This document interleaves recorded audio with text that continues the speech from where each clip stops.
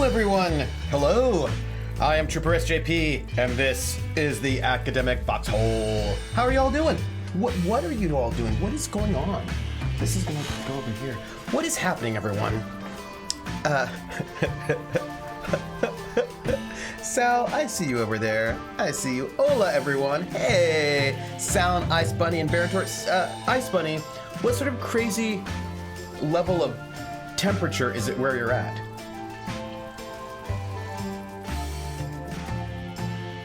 This music is the Night in the Woods music that is happening right now. So how are you all doing? So I started a little late today because I was like, oh, I'm gonna take like a 15-minute nap before I start stream. That'll be really nice because, you know, I went to bed at 5 in the morning last night. I'm sorry, 5 in the morning earlier today. And don't ask me why. I just sometimes make poor choices in my life. And this is the Night in the Woods music. Yeah. It's kind of a funny sort of it's a funny sort of soundtrack, isn't it? Oh, speaking of which, I should probably turn the volume down. Right? I should probably turn the volume down because we're not doing interviews with people. So let's do this. Let's do that. How do you all feel about that? Volume-wise. Does that feel good for you all? Yes? Hey, TiVo, long time no see. How you doing? It's too hot to sleep. Oh, it's too darn hot. I have... sorry, you did. You're like, I'm like, music? Because the thing is, this part of it sounds a little country and western, but the rest of it doesn't. And that's the guitar. Like that particular kind of, and the way the piano's playing feels a little country and western, but there's a little bit too much synth. Like this part here does no longer feels country and western to me. This feels,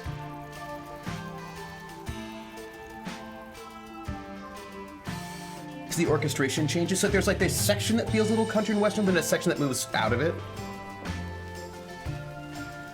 Oh, 36 degrees is inappropriate. Inappropriate. TiVo, I'm glad you're doing well. What are you up to? Yeah, right? The guitar and the piano, like the guitar's timbre, like the particular kind of filters on it feels kind of honky-tonk. And what the piano's doing feels sort of country and western, but then it moves out of that section that feels a little bit more honky-tonky into this section that feels something else. Yes. 25 to 30 degrees Celsius is too hot when air conditioning isn't a big thing, and houses are built to keep the heat inside. Yes, that is true, and not at all fun, and I don't even like it. Hi, my name is Sal, and I'm pretending to know shit about music. Hey, no. None of that pretending. Here's what I'm going to say. This is what I'm going to say about that. That all of us live in the world, and most of us, maybe not everyone, but most of us interact with music on a regular basis. And the thing about music is that music's definitions, like the definitions of what is what and what is not what, are just basically social constructs, right? Where we build all of these ideas of what something is and what something isn't amongst ourselves. And so even if one is not trained in music, one generally tends to have cultural competency in the sorts of music that one lives in. So like maybe you may not have a lot to say about like 13th century Flemish music. Maybe you will, I don't know. But generally speaking, we all live in the world, and so broadly speaking, somebody has a sense of like, oh, that sounds country and western because we know what that sounds like, you know. And so some people don't know, but generally speaking, we do. Generally speaking, we, because otherwise it wouldn't work, right? Like, you know what sad music sounds like. Now, what sad music sounds like now is not what sad music sounded like 100 years ago, or what sad music sounds like in Ghana is different than what sad music sounds like in Tibet. But for your cultural context, you know what sad music sounds like, and you know what angry music sounds like, and you know what sort of like rural music, like you have a sense of what these things are. These could be myths, but they're the way that our myths function, right? So if somebody wants to make a movie and they want it to sound sad, they know what to do to make everybody understand that, at least in this moment. So yes, Sal, you know about music. That's all. So I'm just saying. TiVo, I'm going to be finishing up my outpatient program next week. Ooh, that's awesome, TiVo. Congratulations on finishing up your outpatient program. That's great. I hope you're feeling well and like feeling proud of yourself, because finishing a program is work and it's an accomplishment. So good on you. And then also trying to get a job, aren't we all? No, lecturer super doesn't stand up. It's just, no, basically, I just want everyone to know that like, some people may have had training in music, but everybody has some kind of familiarity with music, and that familiarity is important and meaningful. And I want everybody to know it, right? Like I am a big fan of making sure that everybody sort of recognizes their cultural competency in music, because here's what it is. I teach a lot of right? You can read some notes, but even if you can't read notes, you are still, by the way, I'm doing my wrist exercises. You still have competency in music. And I say this because I know a lot of people will take my classes and they'll say, oh, but I don't know anything about music, and I'm sure that like I'm basically dumb. And I was like, no, you are not dumb, and you do know things about music. You may not know professional vocabulary, and maybe you don't know how to read music, maybe you do, I don't know. But you do know things about music, and I want everybody to sort of recognize the amount of skills that they have built up over time. And sure, there may be some things you don't know about music, that's fine, but we all have skills that we have learned by living in society. And I just want everybody's skills to be honored. That's all. Good burritos don't fall apart. Am I blue now? But Ice Bunny, actually, I don't believe that you don't know anything about music, because you know what Schlager sounds like. You know, if I played you a piece of music, you could say, oh, that's probably, oh, that's Schlager, right? You can recognize various genres. You may not be able to recognize the difference between ambient and ambient, but you know certain things about certain kinds of music. You can tell me certain things about techno. You can tell me certain things about this versus that. You know what is supposed to sound like traditional Danish music, most likely, and what doesn't. And you like, so there are things that you know because you live in the world. And I just think that people often feel too intimidated by music, and I don't want them to. I want them to sort of good boys do fine always. Good burritos don't fall apart. I learned it. Face is what I learned it as. So rather than the lines, I do the spaces in between, and it's FACE, face. I admire people who can read a song in notes. Why?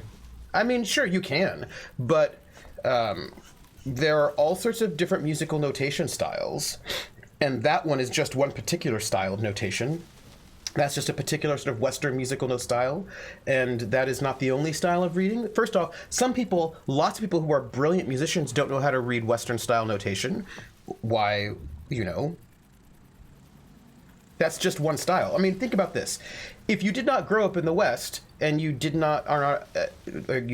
let's say there are traditional African drummers or gamelan players who do not know how to read Western art music notation, but that doesn't mean they're not good musicians or not really talented. That is just not a style of notation that they know how to read. And also, that style of notation is made for certain kinds of music and not other kinds of music.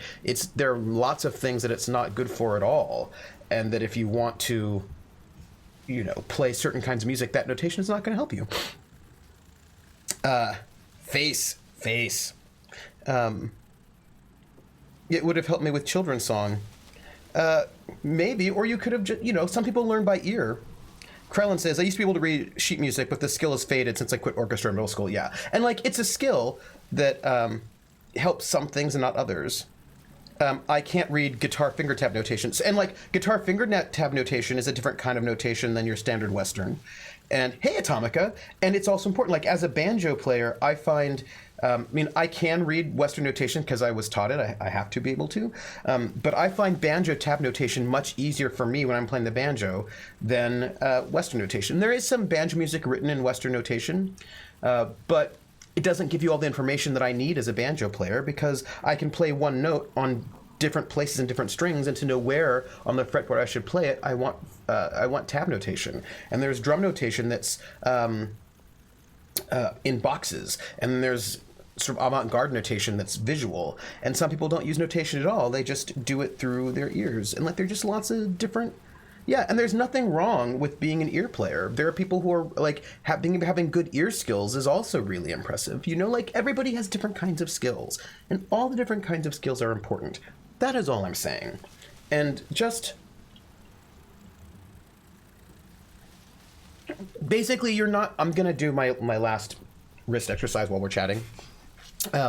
You're not... basically, I just think it's important to recognize a diversity of musical skills and not only value one set of skills. There are a lot of different skills that are part of the world of music. And you can you can have really great skills in one thing, but not in others. And that's still fine. That's all I'm saying. I have never been patient to learn an instrument. Well, that is about patience, right? That's about patience and practice. And maybe you don't want to, maybe you don't want to play an instrument. That's okay too. Sal says, I still remember the positioning for a trombone, but not which position correlates to the valve fingering. Mm-hmm. Barentor says, one thing we had to do in middle school music was develop our own way to note music. Oh! Barentor, that's very cool. That's very cool. I was in Orfkreis in elementary school, says Ice Bunny. Kulan says, yeah, might be really good at balancing instruments for live gigs, but not good at playing them. Yeah, that's right. I was thinking about, who's got really, really interesting musical skills? Sound engineers, right? You think about a sound engineer who can listen to all this sound and be able to balance them, shape them, place them in places, and really have such good ears that can hear those things, can say oh, hey, there's a weird filter there, or oh, I should do that. That's a musical skill, but maybe they don't know how to read music. Maybe somebody's in a brilliant, maybe someone can play music they can read the notes and they can play it brilliantly, but they can't improvise at all, right? there are all sorts of different skills. That's what I'm saying. So, that's, and one skill is not better than another. They're just different. Atomica says, I never really got to play music as a kid because my dad didn't understand that I had to actually practice to sound good. Oh no, Atomica! And you do have to practice to sound good. And that just, just like anything, just like drawing. Oh, Kulan wants to know what soda I'm sipping on. I went and I got a little bit fancy, and I am having cream soda. Made with aged vanilla. So I'm having a cream soda, which I haven't had in ages, and I just was sort of I saw it and I was like, oh, I'll have a cream soda. That seems fun. And I did. Mm-hmm. Oh, hey, quick question. Sorry.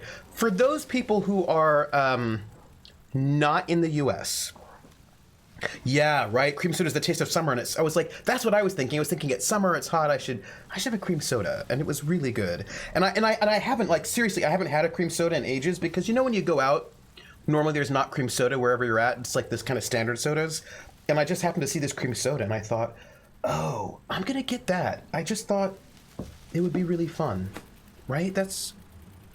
And I'm really glad, I'm having a really nice time having this cream soda. Look at this. I'm sitting here about to play Night in the Woods, which is a game I'm really enjoying, on stream with some, of the best battle buddies ever, and I have a cream soda. I just am feeling really good about life right now. He would legit drop money on an instrument, then tell me to stop playing because it didn't sound good right away. Oh, Atomica, I'm sorry that your dad did not know how it is. Yeah, cream soda, Kulan says, cream soda is like having a fizzy vanilla ice cream. Yeah, cream soda is, it's pretty light. It tastes of vanilla. It's a really light, cream soda is a very light, it's not heavy at all. It is clear, like a 7-Up, but it doesn't taste like citrus. Hey, Pumpkin! Pumpkin! How are you? My soda reviews. Yeah, you know, I actually had an orange cream soda like last month, and that was also very delicious. Yeah, there was no malice to it. He just didn't get it. I know. But it takes a while to sort of get good at an instrument. Troopers, I should be like, well, you know, I do have opinions about sodas. No, but this doesn't, but here's the thing, this doesn't taste like root beer. If you do not like root beer, you might still like a cream soda because they actually do taste different. And root beers are not, I do not think root beers are American. I'm pretty sure root beers are European and old. Let me see. Wikipedia.com. That is not even how you spell it. Yeah, I'm pretty sure that like root beer is actually sort of an old. Let me see. Yeah, like they taste really, really different. They have a very, very different flavor to them. Let's see, where do they come from? So root beer, no, actually it is. Root beer is a North American. According to one of my Dutch friends, root beer is a lot more common in the States than, that's right, sarsaparilla. Sarsaparilla. Yeah, no, actually it turns out they are indigenous to North America. Isn't that interesting? I did not realize that. I didn't know that. That's so apparently root beer can be made alcoholic or non-alcoholic, most often non-alcoholic. It is traditionally made using the bark of the sassafras tree or the vine of sarsaparilla. So either sassafras or sarsaparilla, sassafras tree or sarsaparilla vine. And oh, here's interesting. So sassafras root is still used to flavor traditional root beer, but since sassafras was banned by the U.S. Food and Drug Administration due to its carcinogenicity of saffron, most commercial recipes do not use sassafras. There are, let's see, it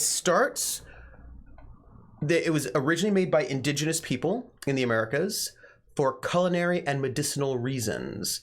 And then, so basically we've been having root beer in the Americas from native people, indigenous people forever, and then Europeans start picking it up. And then let's wait. So, wait.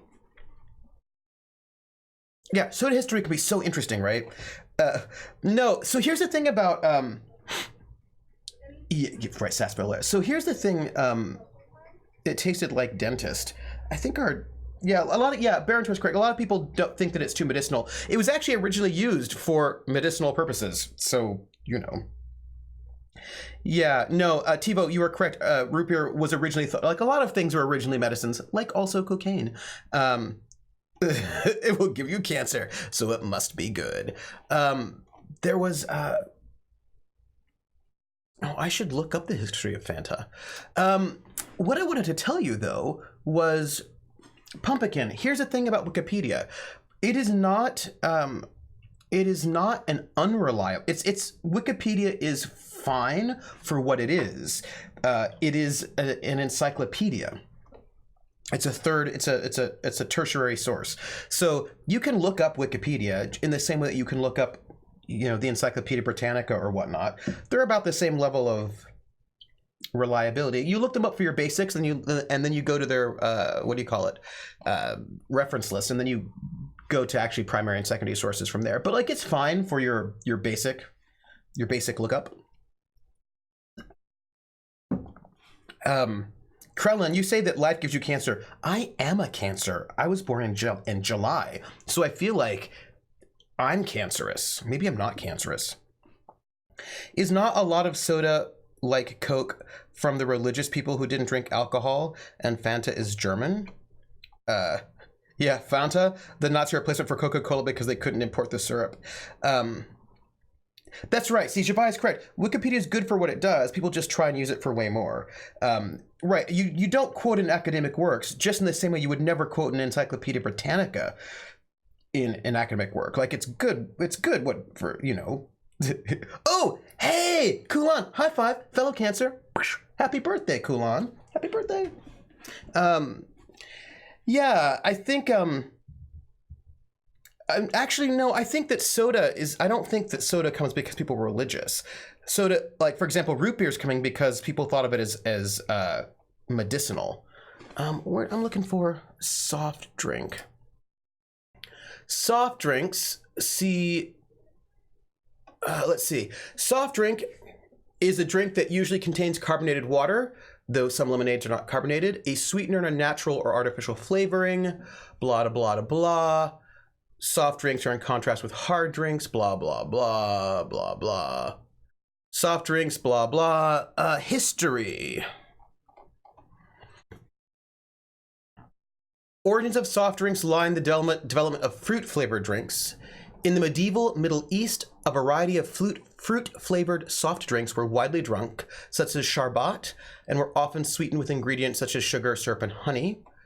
Other ingredients included blah, blah, blah, blah. Middle East drinks later became popular in medieval Europe, where the word syrup was derived from Arabic. I want to drink medieval soft drinks that involved apple, pomegranate, tamarind, jujube, sumac, musk, mint, ice, and lemon. This seems very exciting. Tudor England water imperial was widely drunk. It was a sweetened drink with lemon flavor and containing cream of tartar. And then there's like Mayonnaise Christ, which was a sweetened cordial flavored with rose water, violets, or cinnamon. So then what do we get? Carbonated drinks. Okay. Late 18th century, scientists made important progress in replicating naturally carbonated mineral waters. So then we get the first sort of carbonated drinks made in the 1760s. This is mostly for beer, though. We get soda water invented then, and that's great. People are doing it. Blah blah. There's a Swede, apothecary. Yeah. So here's the thing. A lot of these carbonated waters are not because people are afraid of alcohol, but because they think it's medicinal. A lot of these things are being sold in pharmacies as part of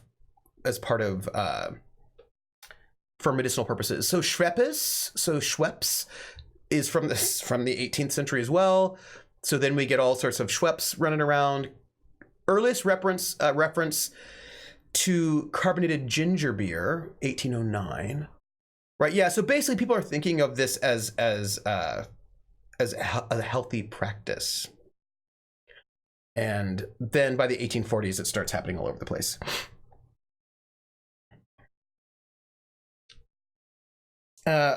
Javai, you're also a July Cancer kid? Cancers! All of our parents were having sex in, I don't know, October, right? The reason Fanta had so many flavors was because they were trying to mask the lack of sugar. Oh, yeah, and Coulon points out that soda fountains were drugstores in America, help people take nasty tasting medicines and stuff, yeah. Wasn't the German Gutempler anti-alcoholics because of their beliefs? Ooh. Local favorite. Nice. Copy, link, location. Let's see. Bitter lemon. So I wish soda was healthy and good for you, but Javai, people in the 19th century thought it was. So, I mean, and of course, some people were anti-alcohol and some people weren't. I mean, anti-alcohol is not necessarily, it's kind of new historically speaking, right? I mean, it's not a super old movement. Yeah, so apparently, yeah, if you don't make them full, that's true, right? Cool. If you don't make them full of sugar, they're okay. Uh, Javai's like, they thought many things in the past, and that is true. People thought many things, and many of those things are ridiculous. Which, by the way, side note, that is something that I think is actually really important to remember. I think it's really important to have a bit of humility about knowledge, because people so often think, oh, we know all of the things, but people in the past were ridiculous. But they thought the same thing about people before them, and I'm sure in a bunch of decades, people will look back at us and think that we're ridiculous. And just, you know, just a bit of a humbling. I think it's good to be humble about knowledge and to know that even the things that we think we know, people may look back at us in the future and think we're ridiculous. Right? And thank you, Javai. We still think many things. And that, right, that's all lime sours. And Barator's like, I know I'm ridiculous, and I know I'm ridiculous. I know some things, but the things I know, people will probably think that they're silly. And people are always living at the cutting edge of technology and knowledge. Oh my, imagine looking back at the round earth craze. I mean, actually, it could be really funny. For all we know, sometime in the future, people will think, oh, they thought the world was round, when really it's more like a, and they have a new word for this thing, and I don't know. Sal coughs and sneezes. And I actually also think about the ways in which some of the things, like, I have not looked at my dates recently, but do you know what's interesting? Thinking about knowledge, just thinking about sexuality. When I start my queer pop class, which I have not taught in 4 years, which is why I do not have these dates right off the top of my head. But oblates, thank you, Carolyn, an oblate spheroid. Also, things we think they don't know might just be a minority, or might not just have been recorded as being anything. Yeah, that's true, right? There are a lot of things that we think they didn't know that maybe they did know. So when I teach my queer pop class, which I haven't taught in 4 years, which is why I don't have all the dates to my mind, one of the first questions I like to ask my students on the very first day of class is, which came first, heterosexuals or homosexuals? Who do we have first? And they think about this, and they're like, oh, well, we must have had heterosexuals first, right? I mean, you'd have to. And I was like, well, actually, homosexuals came first. Homosexuality came first because the word was coined just a couple of years before heterosexuality in the 19th century, right? So it is a trick question, Sal. It's a trick question, right? Because I'm talking about the words themselves, and the words were invented in the 19th century. We didn't have those concepts before the 19th century. And they're like, well, but we had heterosexual people before we had the word heterosexual people. And I was like, did we? Did we have homosexuals or heterosexuals before we had those words? And in many ways, we didn't.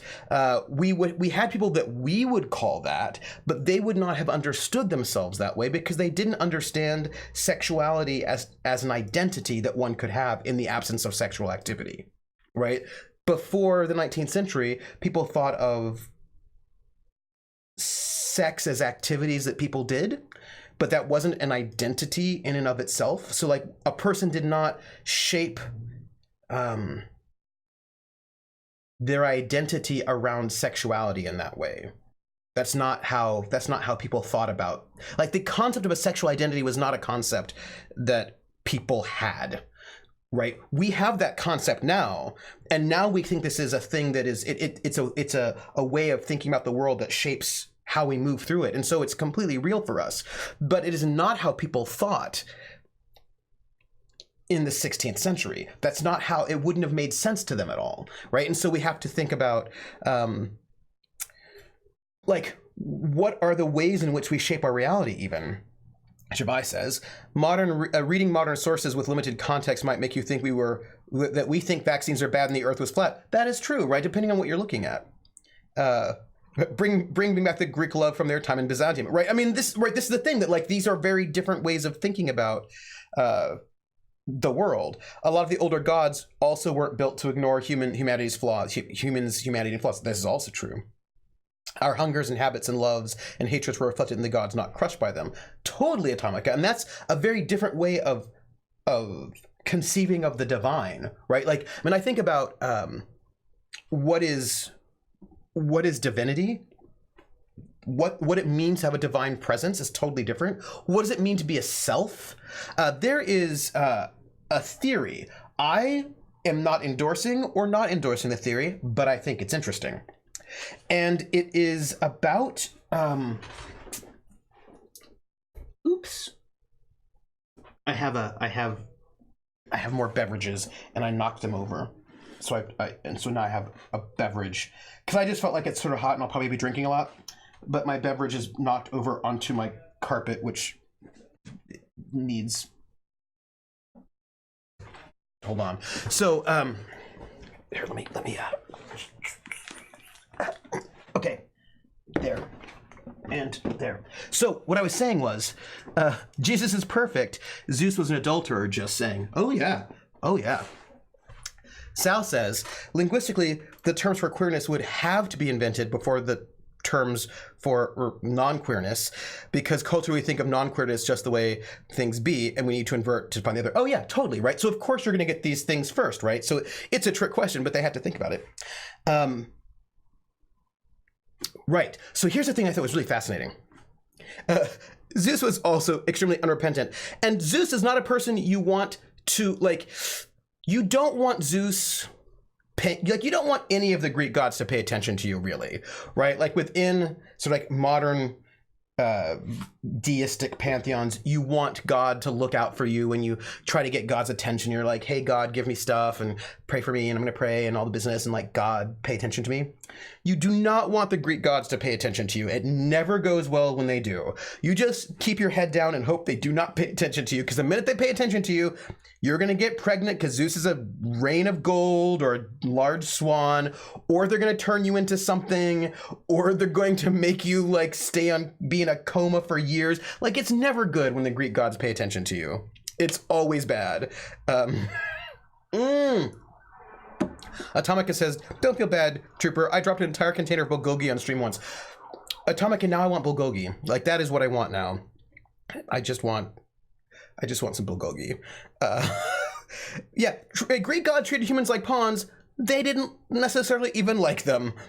Divine attention is considered a blessing in most modern worship and religions. That is right. But in like the ancient Greek pantheon, it's better if they, most of the time we're just sort of like, here's some stuff. Please don't pay attention to us. Like, we don't want to, we just don't want you to be mad at us. Do you know what I mean? Like, Greek gods, like, you just don't want them in your, like, if they're in your business, it's never good. I love when like Athena or someone would disguise herself as a little old lady and like be walking down the road with a really heavy sort of vase of water, and if you didn't help her, she's like, you're the worst, and she's gonna strike you down. Like, this is never, like, you just don't want them in your life. Greek gods, just don't want them in your life because they have the range. Ancients gave sacrifice to Poseidon to try to convince them to leave them alone. Yeah, you're like, here, Poseidon, here's some stuff, leave us alone, please. Please leave us alone. Yes, exactly. And you don't want to piss off the Nordic gods either. Yeah, just generally speaking, those old gods were not your best friends. They weren't looking out for you. And in the few gods or the few sort of divine beings that did do nice things for you probably got punished for it. Like poor Prometheus, who gave the humans fire and didn't work out for him at all. Christians still celebrate Passover holiday about literally sacrificing animals so God ignores them. You're like, here, just don't pay attention to us. Oh, yeah, so here's the thing I was thinking. So fascinating. There's like this whole line of thought about internal concepts of the private sphere. And basically it was looking at like Samuel Pepys' diaries as like one of these sort of first sort of spaces of, basically, it's about notions of privacy, sort of saying that if you were like the masses didn't have private property, like before we had private property, when you as a serf didn't actually get to really have anything of your own, and you all lived in a like kind of communally in large spaces, the sense of private sphere was not the same. And it was sort of looking at the development of the idea of privacy as a concept. Developing with people started getting people being able to have, not nobles, because nobles always have their own thing, right? Being able to have their own private spaces, and sort of like thinking about what does it mean when you don't have a sense of privacy, and how does that sort of shape how you see the world, right? Which I think is interesting. Well, the guy who didn't sacrifice to Poseidon at least got famous. Oh, Odysseus. Christians don't really celebrate Passover with the same intensity as Jews do, and that is true. Pumpkin says, it's more about, remember that one time when the wrath of God ignored our people? It's fair. Shavai says, I love all the stories about Odin traveling the land as an old man with the worst names, like Gestur, Old Norse for guest. Atomica says, in the US, most Christians use their religion as a sword and shield to defend their bigotry and actions. Privacy, Pumpkin says, privacy, what's that? And this is what I think is so interesting about this is that it becomes like really fascinating to think about what is the concept of privacy. Do you think you have it? Do you not have it? And like a sense of, and what that sense, okay, so for example, people used to have sex. They did in the past. I know that might be shocking to you all, but people had sex in the past, and they would have sex in the same room as their kids because everybody lived in the same room, and also their animals, right? Like you're in this one big room, which is the only room you have, and you're there with your kids and also the cow and whatever, and people are going to have sex because that's what you do. Whereas we would think that is probably kind of horrible today, but people had a different sense of what privacy was and back then versus now. And of course, then you have a moment where with sort of nuclear families and suburbs where the idea of privacy is going to be different again. And now when we have the internet and people are broadcasting their private thoughts onto Twitter and their secrets and whatnot, that becomes a different sense of privacy as well. I mean, just like, right? I mean, yeah, right? And people had sex? No. Welpa says, no, Christians celebrate even more fervently as Easter. This is true. Only now the blood sacrifice is Jesus and not lamb's blood. Yes, Easter is the big deal. Krellin says, no children were born. All children were born of immaculate conception before the dark hedonism of the 60s. That's true, Krellin. Atomic says, not to say there aren't true believers here, but there are just too many that abuse religion. Give a man of faith over a religious zealot. Give me a man of faith over a religious zealot any day. Sex was invented in the 1950s as a way to Elvis to corrupt the youths. That's probably true. Having sex with, I think that it's really sort of fascinating to think about things that we take for granted as the reality of how we shape our world are often just historically and socially contingent. And that's not bad. It doesn't make them real, but it's also just true. Like I think about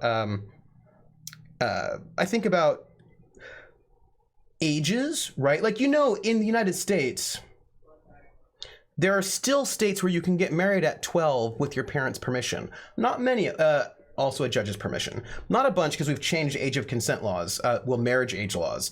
But, we have like it was normal for people to get married at 14 in a lot of places and times, and not that long ago. Like I think Loretta Lynn, country singer, I think she got married at 14, and like there were like people got married at 14. Today we think that is horrible. We'd like freak out. We'd be like, what? 14? That's crazy. And we think it's a horrible thing. But so like what is appropriate and not appropriate is really very varied depending on like when and where you are.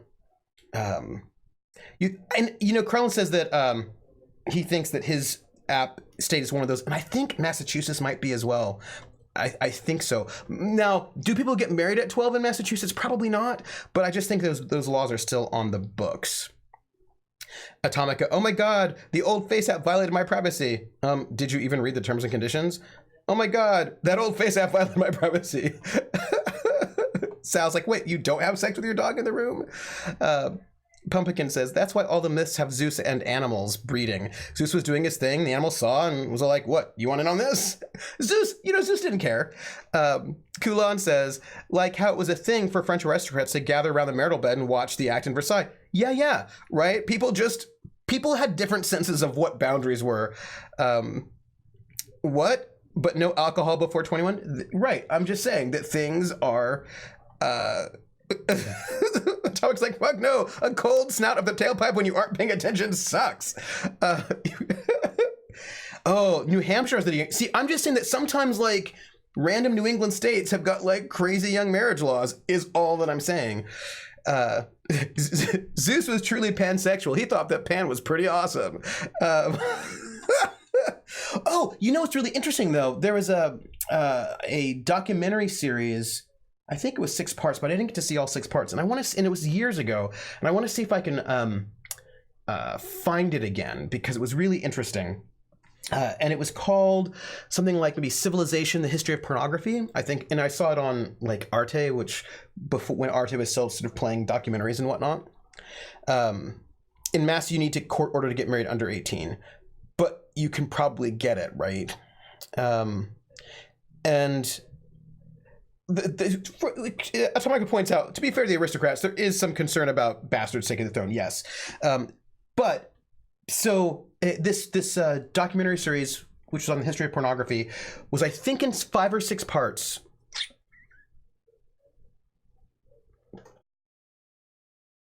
Maybe 6 parts, perhaps. And each one took a different technology. So it started, I think I only saw the first 4, but it started with the invention of pornography. And it was so okay, work with me for a moment. I've got to see if I can get this right. Let me give you the date. Where's my cursor? There it is. Hold on. Okay, it was. No, that's not what I want. I don't want that. That's what I want. Okay, so it was. Give me a moment. When did the rediscovery happen? 1730s. Okay, so no, I think it's the 1860s. So it's about the invention of pornography in the 19th century. Give us the fun fact, Ice Bunny. So Krellin says, according to this site, for the most part, you need to be 18 to get married without a court order, though parental consent is sufficient for 16 and 17 in some states. There's no state that lets you get married under 18 without a court order. But Krellin, how young can you get married with a court order is the question. That is the question. Hey, Nephilim. Yeah, so this was one of my professors is the founders of Arte TV. Oh, that's interesting. No, I'm looking. I'm trying to figure out when the big excavations of Vesuvius was happening, of Pompeii, Herculaneum, and 69. Some states, right? But my question is, how young can you be in some states with a court order?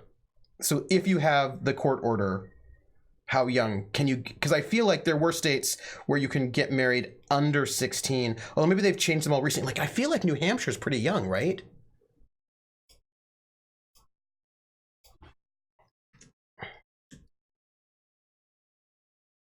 Oh wow, wow. Okay, so this is what happened.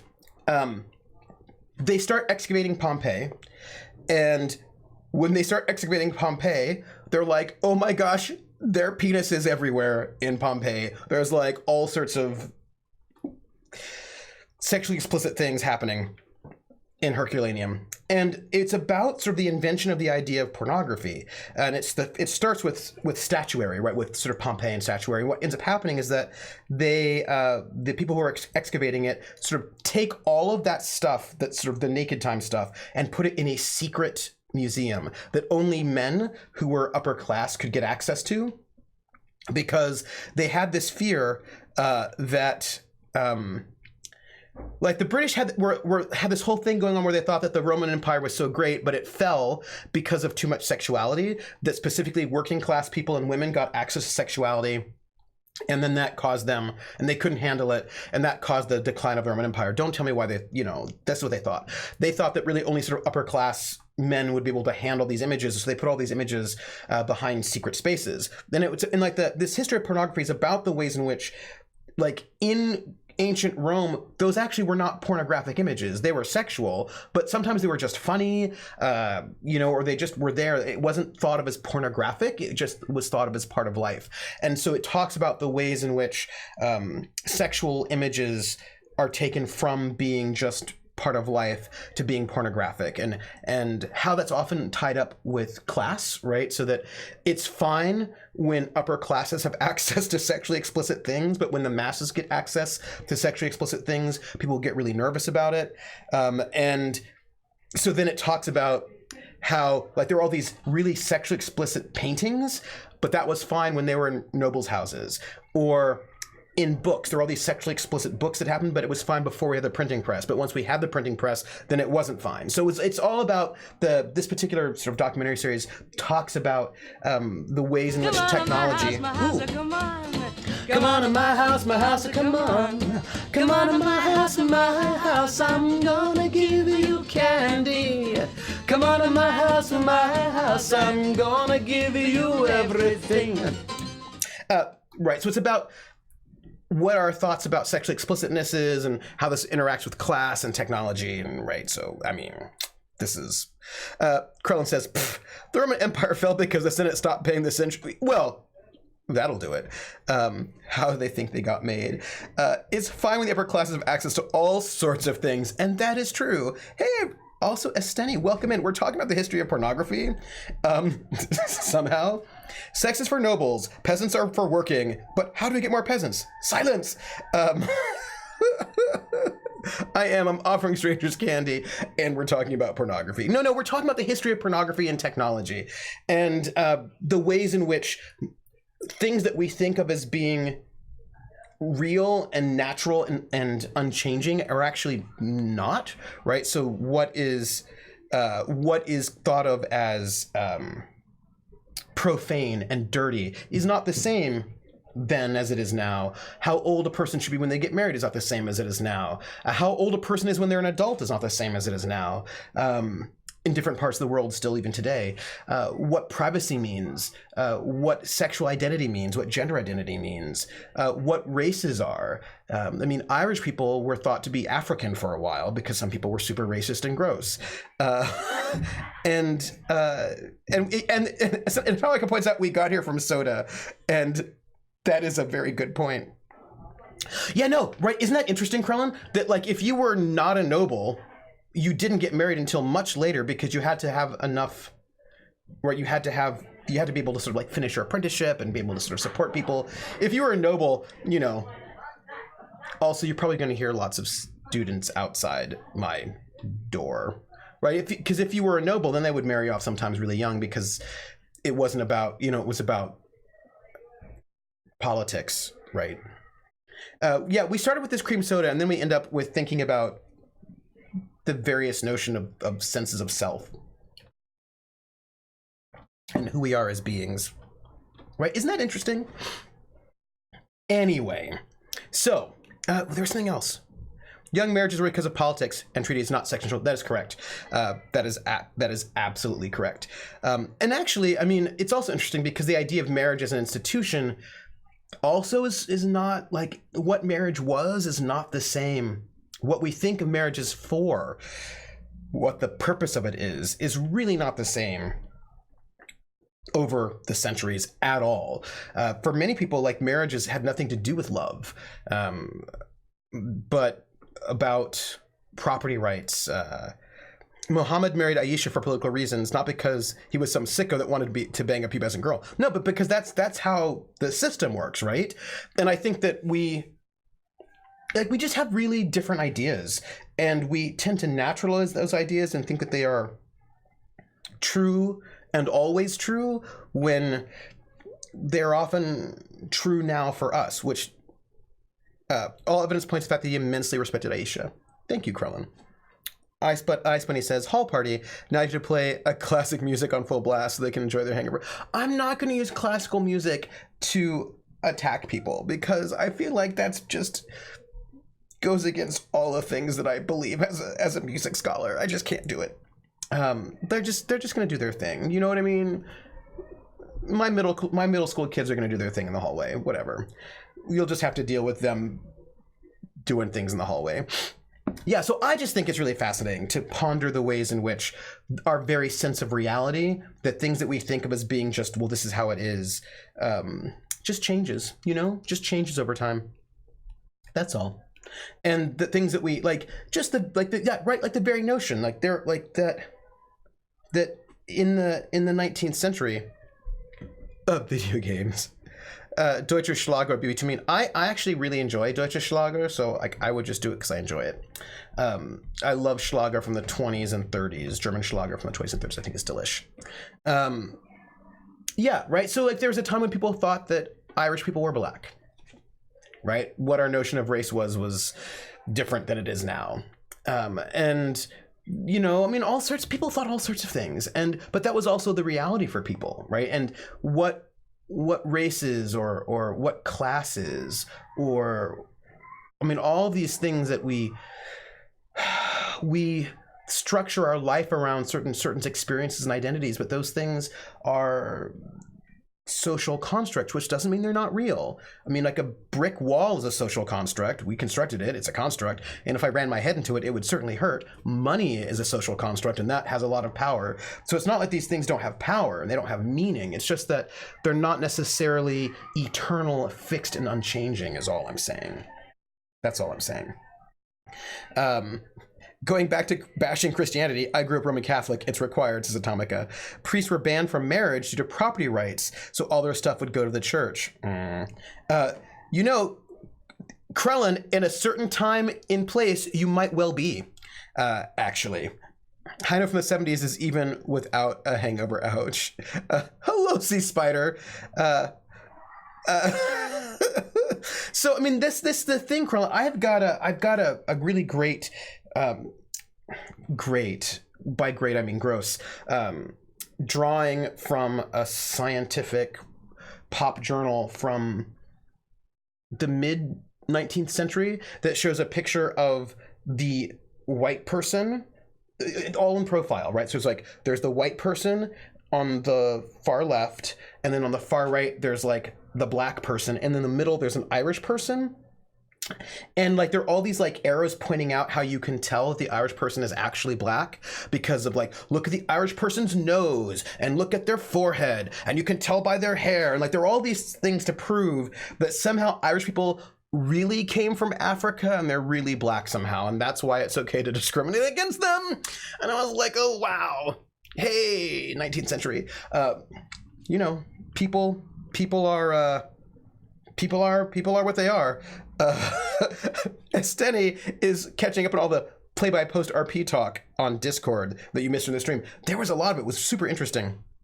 Krellin says, my father's Irish side were potato famine refugees, so they were probably black. While my mother's side and paternal grandmother's side were settled Irish, some of whom had been slave owners, so they were probably white.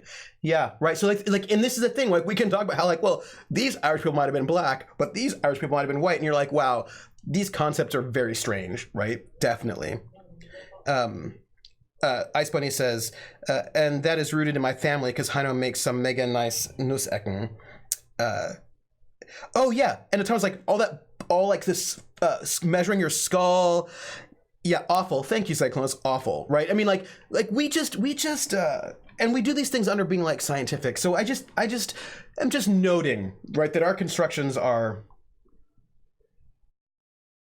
right, and I just find.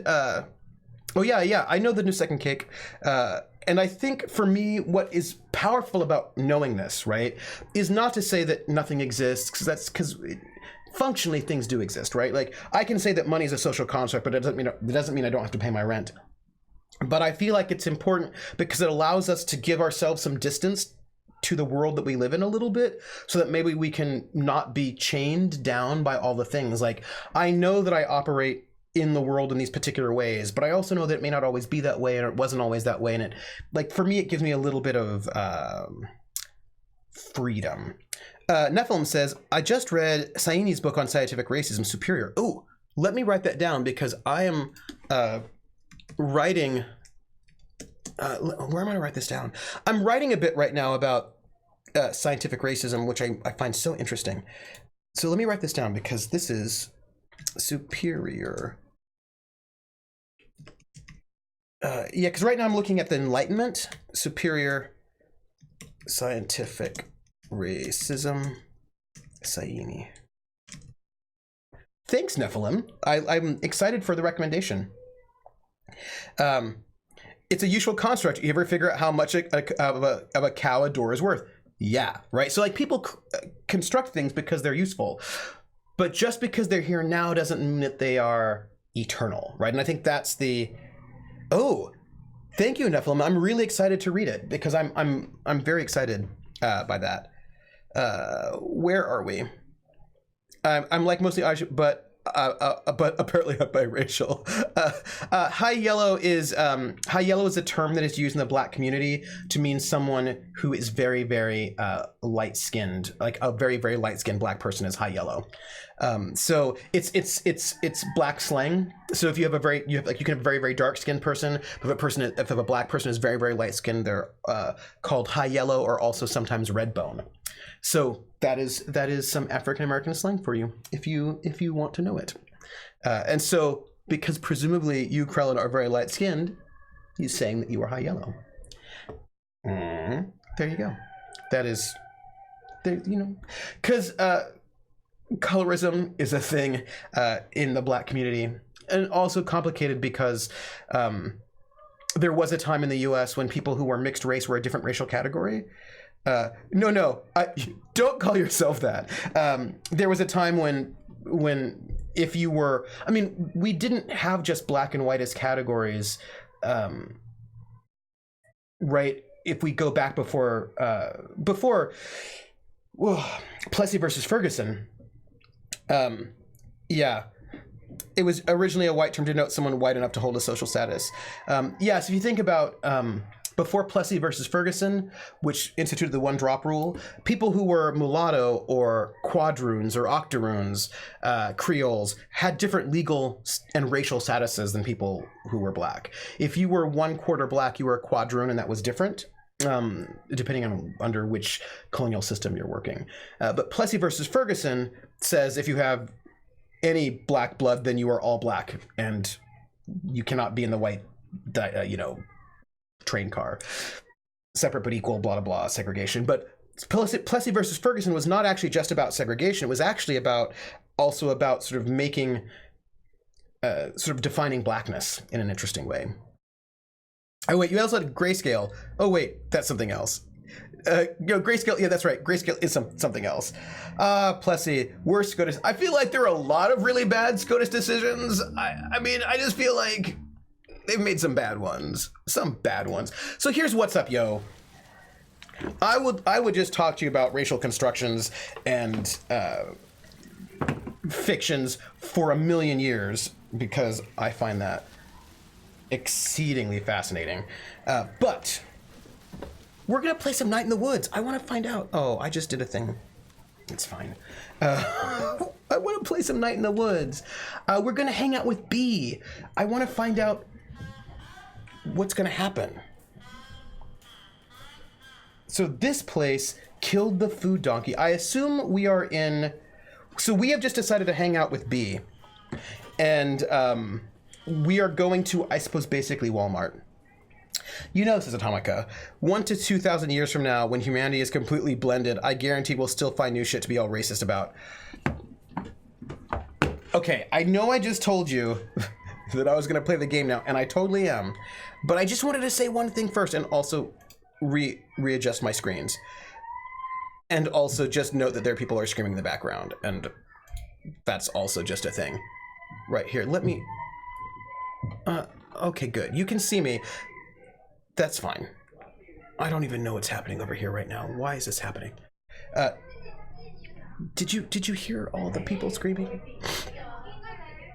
Yeah, so here we go. Oh yeah, I forgot you farted around a lot and never got around to hanging out with, but I'm totally gonna hang out with her right now.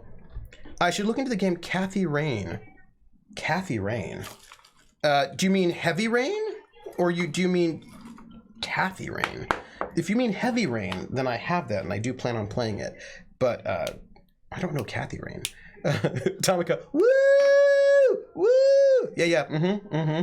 Tribalism is part of humanity for a long time. And it's gonna be really, really hard to eke out of this.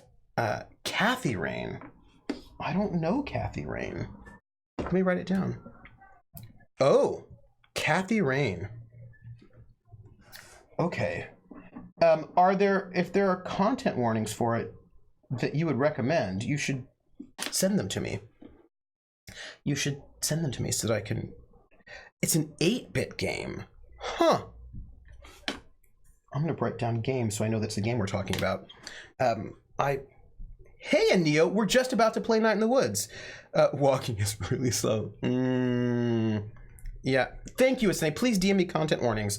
I would appreciate it. Not for me, but so for audience members so that they can, what is happening? Where's my cursor? So they can,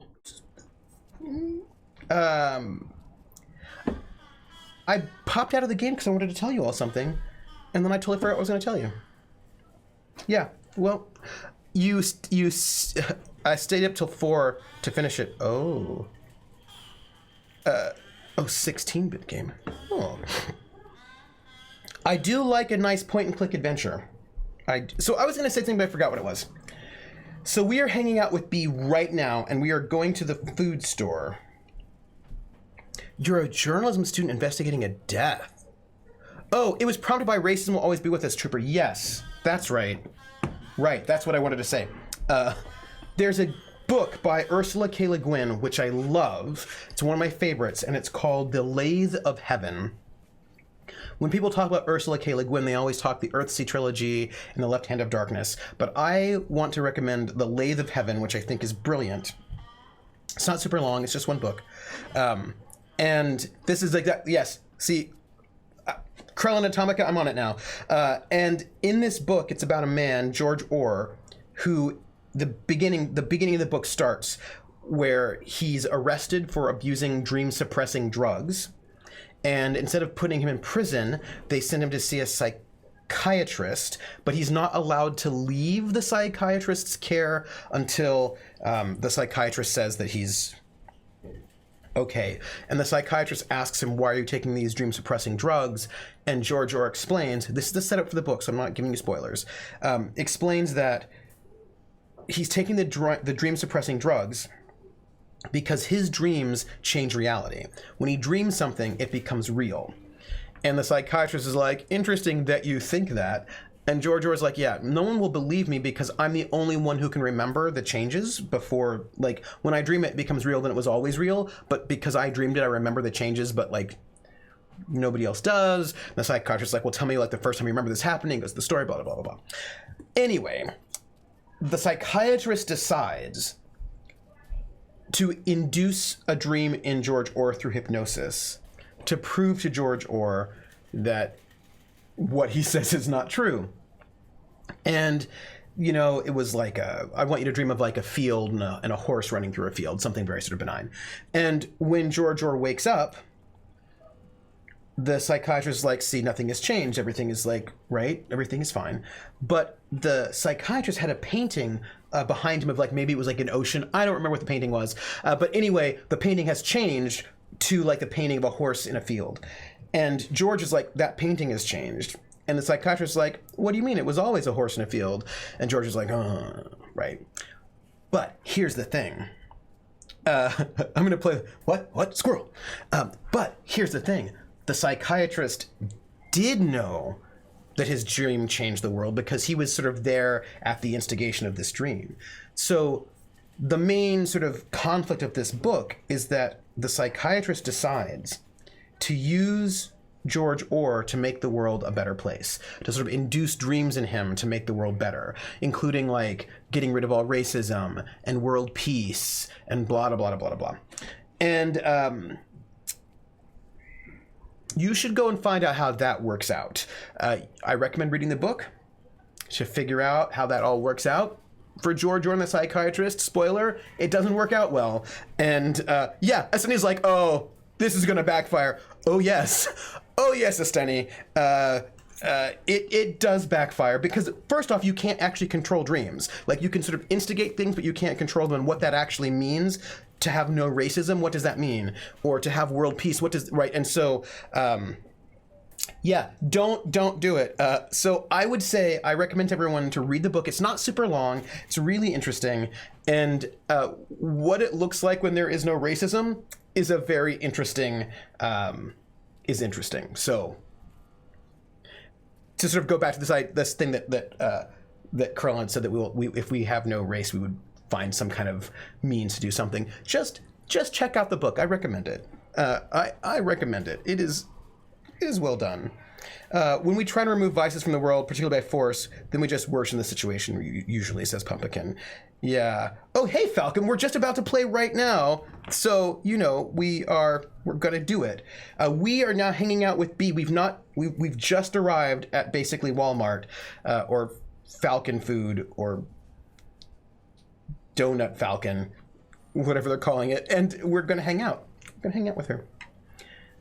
This place killed the food donkey. Yeah, kinda. Food! I love B2. No one who works here had anything to do with that. True. She's gonna just continue with her craziness. Donkey! You sure showed Ham Panther Corporate who's boss. Actually, did you know our senator is on the Ham Panther board or something? Ham Panther. Before the war on drugs, about 10% of people use drugs. After the war on drugs, about 10% of people use drugs. What? Weird. But I bet after the war on drugs, we have a lot more people incarcerated and then doing labor. You know you're zero fun, right? I do know that, yes. Okay. I need to grab a few things quick. Oh, I thought we were going to hang out. We are hanging out. I'm just here to grab something for dinner for Dad and me. Don't feel like doing the big shop tonight. Let me pick out what we have. Yeah, the war on drugs. It's almost like the war on drugs is a scam. What? And Crone's like, oh yeah, the war on drugs made way more slaves, right? This is what it, yeah. Kulan says, reefer is almost a big threat to the youth of this city as communism. L.A. Noire quote. Yeah, I enjoyed L.A. Noire. I would like, Kantamaka says, I would like to congratulate drugs on winning the war on drugs. Congratulations, drugs. Who would you like to thank? Oh yeah, you all know. Stupid except in the 14th Amendment. Yeah. Oh, I'm sorry. Are you coming to dinner? Can I? I guess. Are you asking? I wasn't. But now it feels weird not to. I'll pick out what we eat then. Wait, you're serious? Yeah. You know what? Go for it. I hate shopping. Need like a main course and 2 sides? She's gonna ask because that's how she is. What counts as a main course? We can stop back in the meat section once you pick out whatever else. What about dessert? We're not children. Appetizer? We're on a budget, May. Okay. You hang out and I'll be right back. Just make it quick and not too horrible. Also, Dad's sensitive to broccoli. Oh, also, no shoplifting this time. Ah. I can afford a few groceries, May. Also, this place has cameras. Good point. Ooh. Like, May needs some boundaries. I don't do drugs any more than the average touring funk band, or the Go-Go's, or Fleetwood Mac. That's just a lot of drugs. May need some boundaries. That's right, the 13th.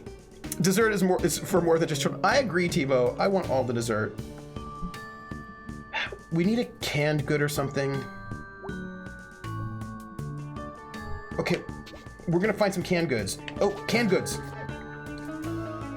Tash. Green beans. Chicken.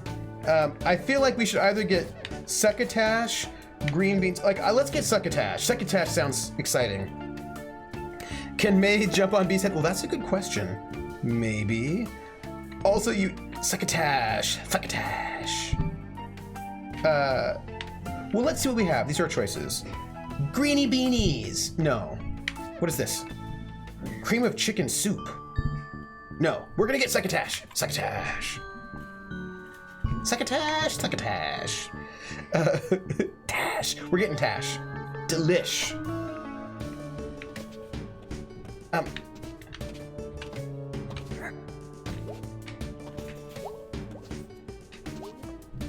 Maybe grab something from a box too.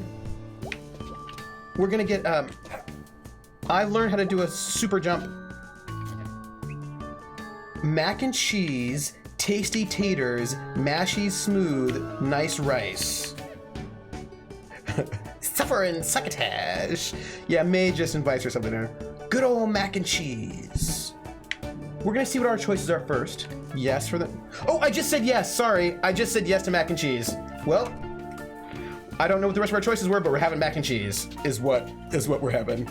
Rice does go with succotash, but apparently we're having mac and cheese. Well, I didn't mean to say yes to that. I meant to look at all the choices and then choose what would be a nice side, but you know, that's all. I just, leaping is good, and I also feel like May likes to leap. I feel like May has got a lot of excess energy. Yeah, well, you know what, Krellin, I think you're right. I think it is very May of me to be like, oh, mac and cheese. Check out the cooler. It's got stuff. Cool stuff. Huh? See, cats like jumps. Cool sides. Should I get bakey shaky? That goes well with meat. Let's say no for the moment. But we are gonna get bakey shaky because game ruined. Restart. Quick scuts, cream greens. What is this? Biscuits. Let's say no for a moment. What are these? Cream spinach? No. We don't have any, no, we've got vegetables. We've got succotash. Succotash is a vegetable. Let's get biscuits. Okay, look, succotash is basically a veg. We'll get some biscuits. Ooh la la. And then, should I get bakey shaky? That goes well with me. Yes, shake and bake. Shake and bake is what you get.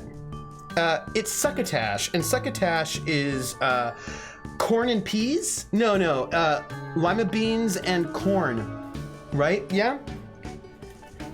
It's a mix-up between it's like corn and usually lima beans. Yeah, corn and lima beans. This reminds me, says Atomica, I'm gonna be teaching a friend to cook as payment for watching over my cat Chance. Ooh, I am not the best cook in the world, but I enjoy it. Okay, we just ordered. Me. And here's the thing, when I grew up as a not rich person, shake and bake was like what we had. We'd go and get the shake and bake, we'd put the chicken in the shake and bake, shake it up, bake it, delish. I haven't had shake it. I like lima beans. I tried to jump on her head curl and it wouldn't let me.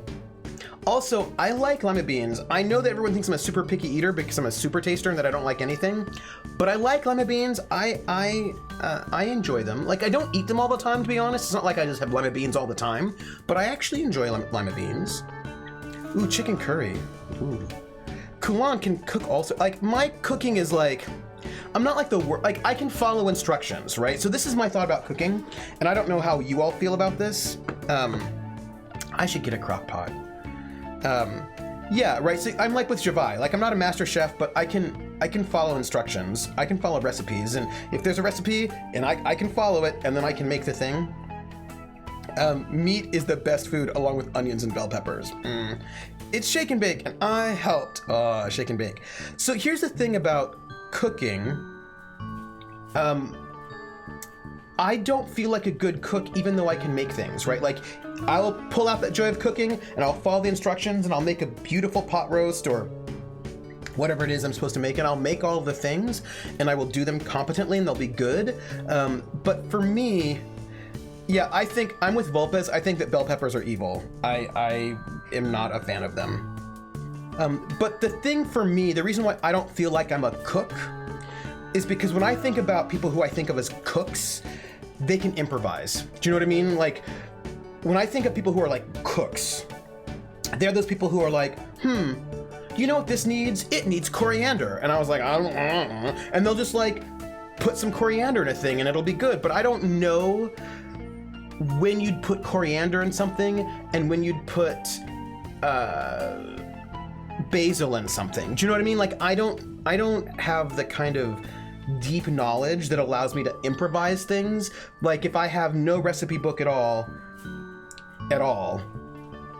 I personally will be able to make some, like, I can make the basics, like I can make some chicken and, you know, I've got a couple things that I've learned that I can do, but like I am not a person who, if you just gave me some fish in a whole spice rack, that I'd be able to sort of come up with something really interesting with no other information. Because I don't have that depth of knowledge of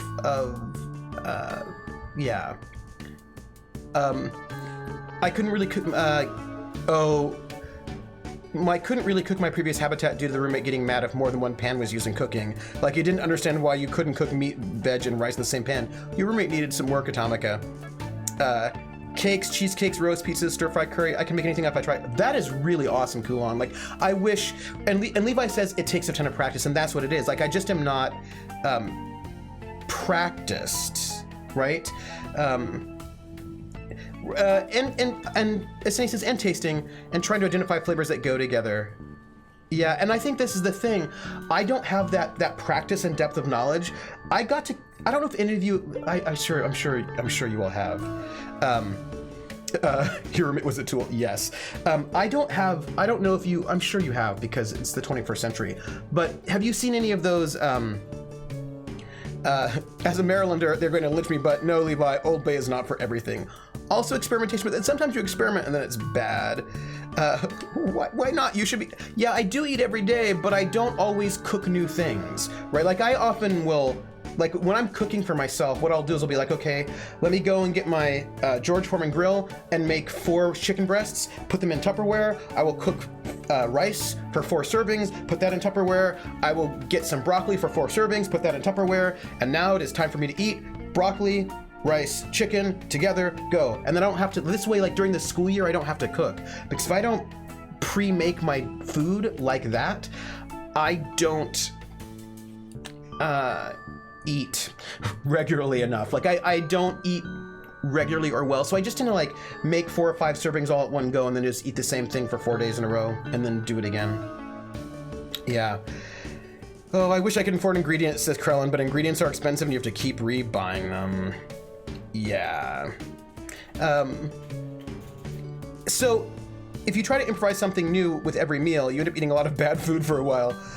Yeah, so like Krellin, and the thing is, chicken, broccoli, rice, I find, you know, you can get that pretty cheap. Like it's like you can get like a bag of rice is not super expensive, and that'll like give you a lot for a good time period. And then I'll get like frozen broccoli, and because that's pretty cheap, so I'll just get some frozen broccoli, and then I'll get like some cheap chicken cutlets, and then I can just sort of make that, right? And then like rice, broccoli, and chicken is pretty tasty, and maybe I'll get some like soy sauce to put on it or something, and like it's tasty, gives me nutrients, and I eat it.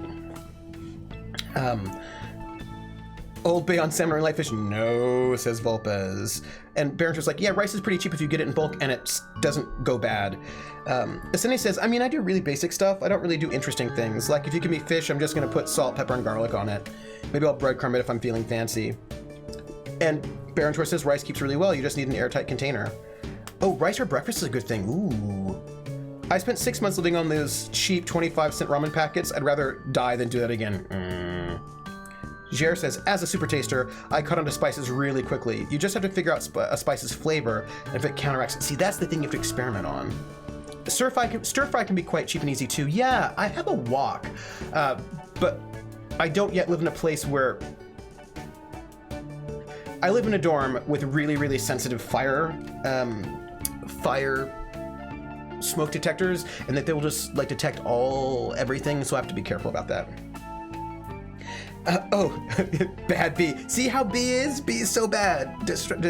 Oh, but I just wanted to say, if you've ever seen those like Top Chef shows, one of the things that when I think about somebody who's like a good cook, somebody who's like good, I think about Top Chef or Iron Chef, those shows where, you know, they're trying to make this thing and all of a sudden they're like, oh no, this sauce is like too thin. They're like, quick, grab the baking soda or whatever they put in there. And like, oh no, this thick is too, you know, like they know these little tricks to make a thing that like in the middle of an emergency, and those are not things that I know. Like I don't actually know like some of these like little details, like, oh, if you want this meat to be really good, you do this kind of special extra step that I don't know about. So like they know all these little things, and for me that's a person who I think of as like a good cook who knows enough of those little details that they can take shortcuts and improvise and sort of go off the book.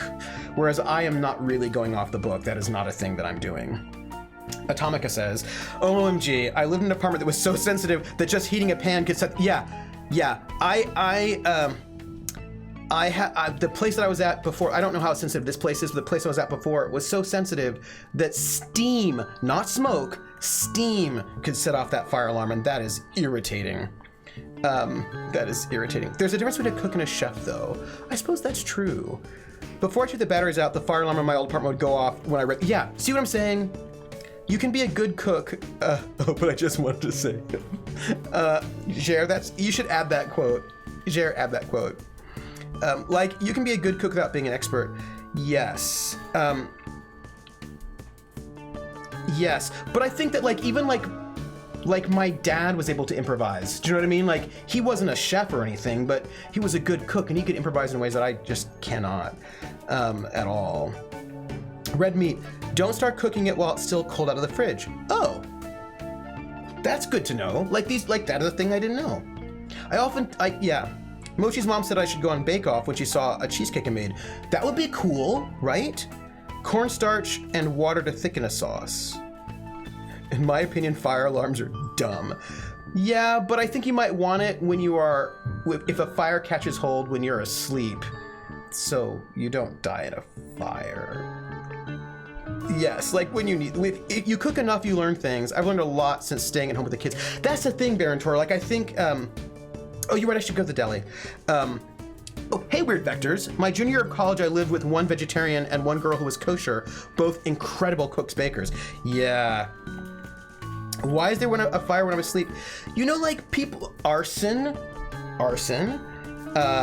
also, besides arson, some people, maybe not you, but like some people would like smoke and fall asleep when they're smoking, and then the cigarette and whatnot, or someone set my house on fire when I was 5. Oh my gosh, Esteni. Oh my goodness. And then,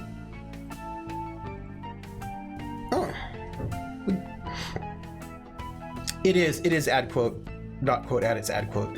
And then also sometimes there could be wiring problems. Like you could get like an electrical fire could happen. Yeah, electrical things cause fires whenever they feel like it, says Levi. Yeah. And if an arsonist wants to kill me, the fire alarm isn't going to save me. Well, my ex-girlfriend, the fire alarm saved her. She and her girlfriend were asleep in their apartment. This was in rural Iowa. And the townspeople knew that they were lesbians and wanted to murder them. And so the town, like various towns members, set their apartment on fire because they didn't like gay people. And so they were asleep in the apartment, and then the fire alarm went off because somebody set their apartment on fire, and they were able to sort of jump out of the apartment and escape. And that's why my ex-girlfriend joined the army, because she was like, I cannot stay in this town anymore, I have to get out. And so she did, and that was the only way that she, right, as like a rural working class queer person, could get out of that town. And so she joined the army because she did not want to be in that place anymore. Yeah. An aunt that I lived with, says Atomica, an aunt that lived with me slept with lit cigs all the time, and it terrified me. Yeah. They thought the house was empty and wanted to light it on fire so that people would go outside and watch the fire so they could go in and rob them. Oh, that's awful. Fire alarms have only ever cost me sleep because they've only ever been false alarms, or they're whining about dead batteries. You know, it sometimes happens. I get fire alarms not in my place, but in the dorm that I live in all the time, because many students do not make wise choices in their cooking. A lot of cooking fires, right? Yeah, right. says Weird Vectors, escaping poverty is nearly impossible, and like the only way she did it was through the army, but I don't know whatever happened to her after, like I don't know what happened to her afterwards. Oof. Stop making pipes out of apples. And oh, see, that's what it is. See, Anio knows. It's popcorn fires. It's always like, if you want to know, like the number one reason we get fire alarms, and Anio knows, is people making microwave popcorn, setting it for like 10 minutes and then leaving. And then you get popcorn fires. Deli. My dad works at the deli. We could go there for the meats. Okay. We're going to the deli. Deli. Deli. Ahoy there, ladies. Hey, Dad. Hey, B, long time no see. How are you, Mr. Borofsky? Can't complain. Just me and the meats. Meat friends? Just you? We're gonna say meat friends. I like that May's May's totally a 5-year-old. Our dorm just had issues with people melting. Oh, melting plastic bowls is another one. Yeah. May's dad is adorable. Helps to stay friendly with your prime cuts and best fishes. Meat friends. True. Still weird seeing you here. Beats the alternatives. I think I saw my old music teacher when we came in. Oh yeah? That was Mr. Armistead. Looks like his job is to say hello to people? Yep, called a greeter. I knew I recognized him from somewhere. Alternatives? Not working. Oh. So, what are you lovely ladies doing here? Just grabbing something for dinner. How's your dad? All right. What can I get you ladies? One of your best fishes, please. Pork chops, ground beef, chicken. Pork chops are cheap. How come no one tells B to put out that cig? That is a very good question. I say, ahoy! I just talked about meats. Am I May's dad? You might be. You might be. Because it's a decorative electronic cigarette, says Krellin. Putting metal takeaway dishes in the microwave was a thing in my house. Yeah, people just made bad choices. Shaky Bakey doesn't go with fish. Oh, yeah. Pork chops are delicious, and you can do shake and bake with some pork chops. But really, shake and bake goes with chicken. We always would have shake and bake with chicken. We're going with chicken. Can't go wrong there. Do you want to pull the trigger on these meats? Yes. B, you should come by for dinner sometime. At the Ham Panther? At home, May. I'll grill us up something nice. We can chop up just about anything back here. That would be nice, thank you. Yeah! Okay, let's get our meats. Coming right up. All right, dinner decided. I'm not even looking at what you got. That is how straight up tired I am. It's gonna be great. All right, let's keep moving. All right, ladies, let's see what you all got. Yes, okay. Looks completely 100% okay. All right, thanks, Mr. Borofsky. Tell your dad I said hello. See you later, Dad. Night, ladies. Right, Weird Vectors, they can't go wrong with chicken. With some chili powder and some garlic powder and salt. Oh, shake and bake is good with pork chops? Yeah, right? Oh, they do! They make a special shake and bake for pork chops barbecue flavor. I got food, well done. I will, yeah, I'm with you. That was fun. Yep, groceries. Left eye P is driving. I just want to say for the record, I feel really sad about the kind of misery that the town is in that we're seeing. Like, this is a place where, like, so the music teacher's a greeter at the Walmart, Ham Panther, and that means they're of course they're laying off the arts. May's dad did some kind of like mining or something, and now he's in the deli. Like, there's just like a lot of people here who have lost their jobs, right? Left Eye B is chasing. Don't go chasing waterfalls. Don't go chasing waterfalls. This town needs a UBI. Really makes you appreciate life. Your sarcasm is invalid. Shopping is fun. Woohoo.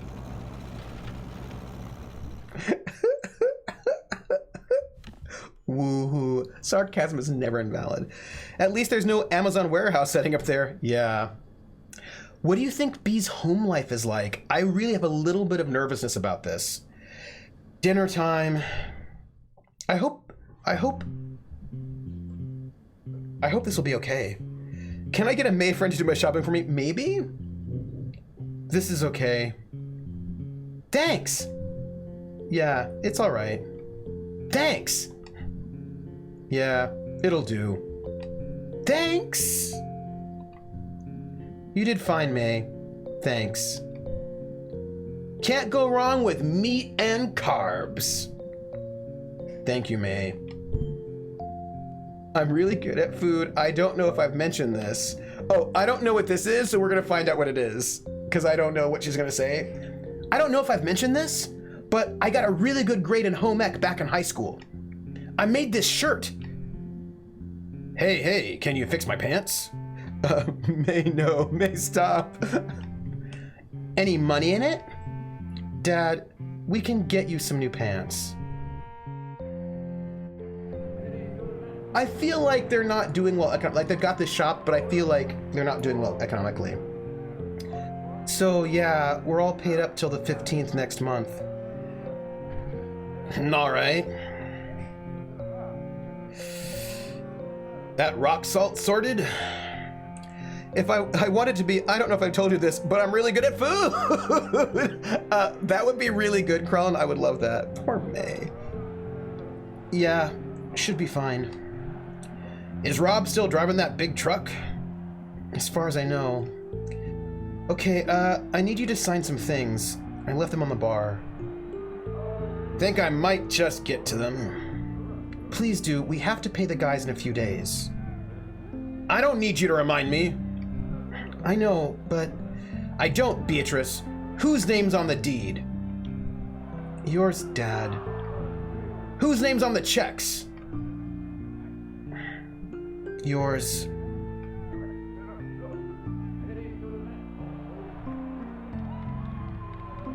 Smelter's playing tonight. Yeah, right? We're gonna go hang out in my room. Yeah, who's doing all the work? It's clearly May doing all of the work. Hey, Anarch-W. Yeah. You girls have a nice time. Thanks for dinner, May. Yep. Poor...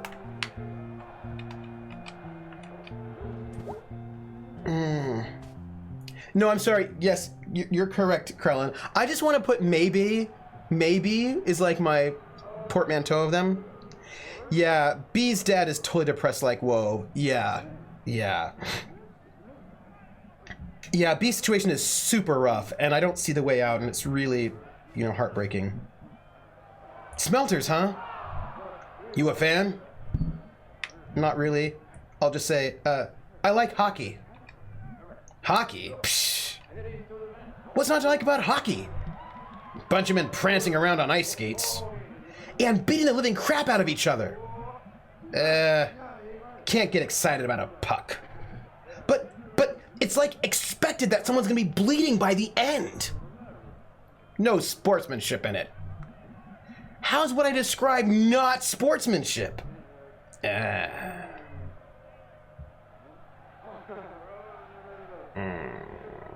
gonna just stand there awkwardly for a little bit? Is what's happening?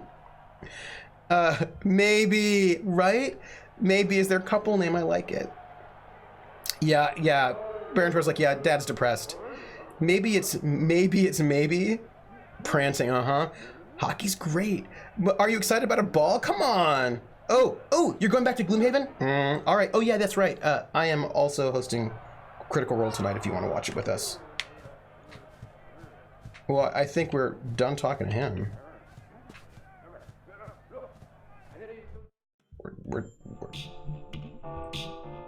Did you guys just move in? 10 months ago. Toe pick! Why aren't you unpacked? She's had no time. We're gonna go with pretty cool record player. That's like kind of like a positive thing. Pretty cool record player. As far as record players go, it was my mom's. I don't have any records. I don't get records. My mom was into them. Huh. They were retro when she was my age. They're retro now. That's how retro works. There's a lot of depression in this game. So, I've got a question. What exactly did your dad do at the store? We're gonna ask that question. Sleotar better than any puck or inflated ball. What exactly does your dad do at the store? These days, not much. Some administrative stuff. He hires the repair guys. He sometimes goes out on jobs. That's kind of his whole area. But that's about it. Yeah, but it's still his name on everything. Yep. And meanwhile, you're basically running everything. Yep. And working there every day too. I'm into records because my dad was. I'm into records because I'm old, and records were what you bought back in the day. So like, they're just like part of. Although, you know, I do enjoy my my modern conveniences as well. Aseni says, sometimes this game is just picking the lesser of two evils. Sometimes I'm like, May, I don't want you to say either. I don't want you to say either of those things. Yeah, because I feel like May sometimes makes bad choices about the things to say or not to say. Because sometimes May's just gonna put her foot right in her mouth. Yep. I just think you shouldn't. Okay. I just think you're like selling yourself out. I would probably just quit. This would be an example, Esteni, of two choices that are not good choices. May does need to learn to social. And both of these are bad things, but I can also see May saying both of them. And I think neither one is good, but I think that May would say, I would probably just quit. And this is why. Her foot is just in her mouth. I think that May would say, I would probably just quit because she just quit school, right? She just quit school. And since she just quit school, I feel like she's in a, like, I feel like that's her, she's like, I just quit. I feel like that's her space. So I think that's, yeah, Krellin, right? This is what I'm thinking, Krellin, that she's very self-focused. And because she's so self-focused, I think that that is her first, like, she's not thinking that B has to do these things because she has to take, like, B clearly has to take responsibility and is doing all this responsible stuff. Her mom died, right? So B is having to do things that she doesn't want to do because she knows she can't just quit. But May, being in a kind of a self-focused space, so she's like, oh, I'll just quit. So I think that's what she would say. Yeah. Yeah, I think that's, I'm with all of us here, right? That she would comment from her point of view, not trying to understand others. I would just quit or like take over the store because there's like a real kind of yeah, May's working through stuff, and I think that she also has not had to be responsible or has not taken on responsibility, and I think her lack, like, I don't think she's ever. Yeah, like, I don't think she's ever had to be responsible, right? So I think this is also part of this, that she's not learned to act outside of herself.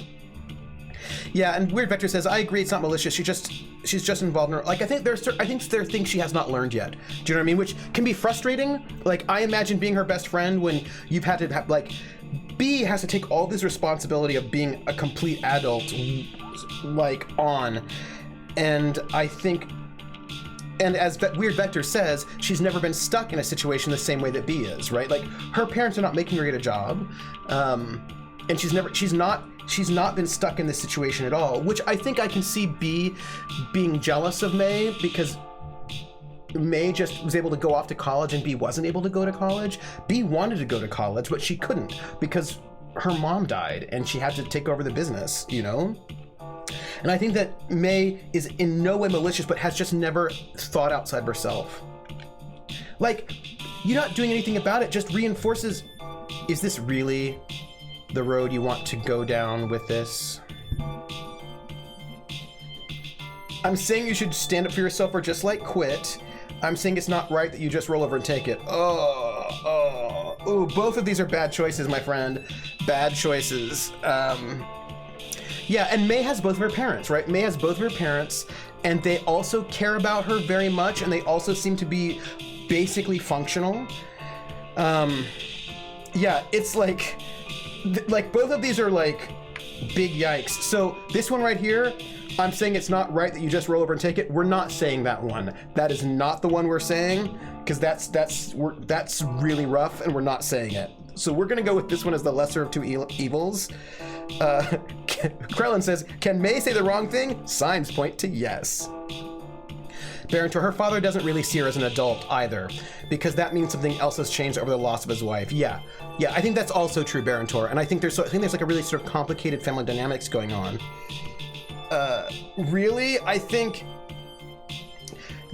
like, this, I'm saying it's not right that you just roll over and take it is insulting B, and sort of implying that,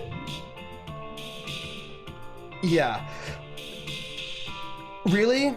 Like, I see, like, this one is like, I'm saying that's not right, you just roll over and take it, just feels like she's blaming B for being in this situation. And I think both are bad, but I think that May, in her kind of like, I'm a punk rocker, like, I'll just quit. Like, I feel like that sort of flows in with her scene. They're both bad though. I'm saying you should stand up for yourself or just like quit. Hey, Sea Spider, I'm back. Damn work, my bad habit of wanting to have money to eat. What's up with that, Sea Spider? Sometimes people need a kick in the pants, Esseni. This isn't that situation, though. Hey, I have no life experience, but lol, quit your job. Yeah, see, this is the thing. I think that because May has no life experience, that she would totally just say that, right? That she'd be like, quit. Really? Just quit. You are seriously detached from reality. You're doing all the work and he's getting all the credit. Oh, go to hell. What? Why? We're gonna go with why. That might get us more responses. Why? I know, internal. Says B. This is how someone would talk with no life experience. Oh yeah, Just quit. What is your problem? Here's some reality for you. You know Creek?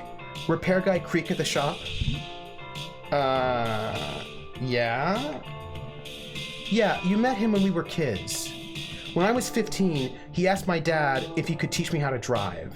And my dad said no, and then told me not to be alone with him. We'll say, what the? What the? Yeah, exactly. And you know what? He still works for us. Why haven't you fired him? I can't fire people. And even if I could, he's on the crew. And frankly, he's our best guy, practically heads up the repair team.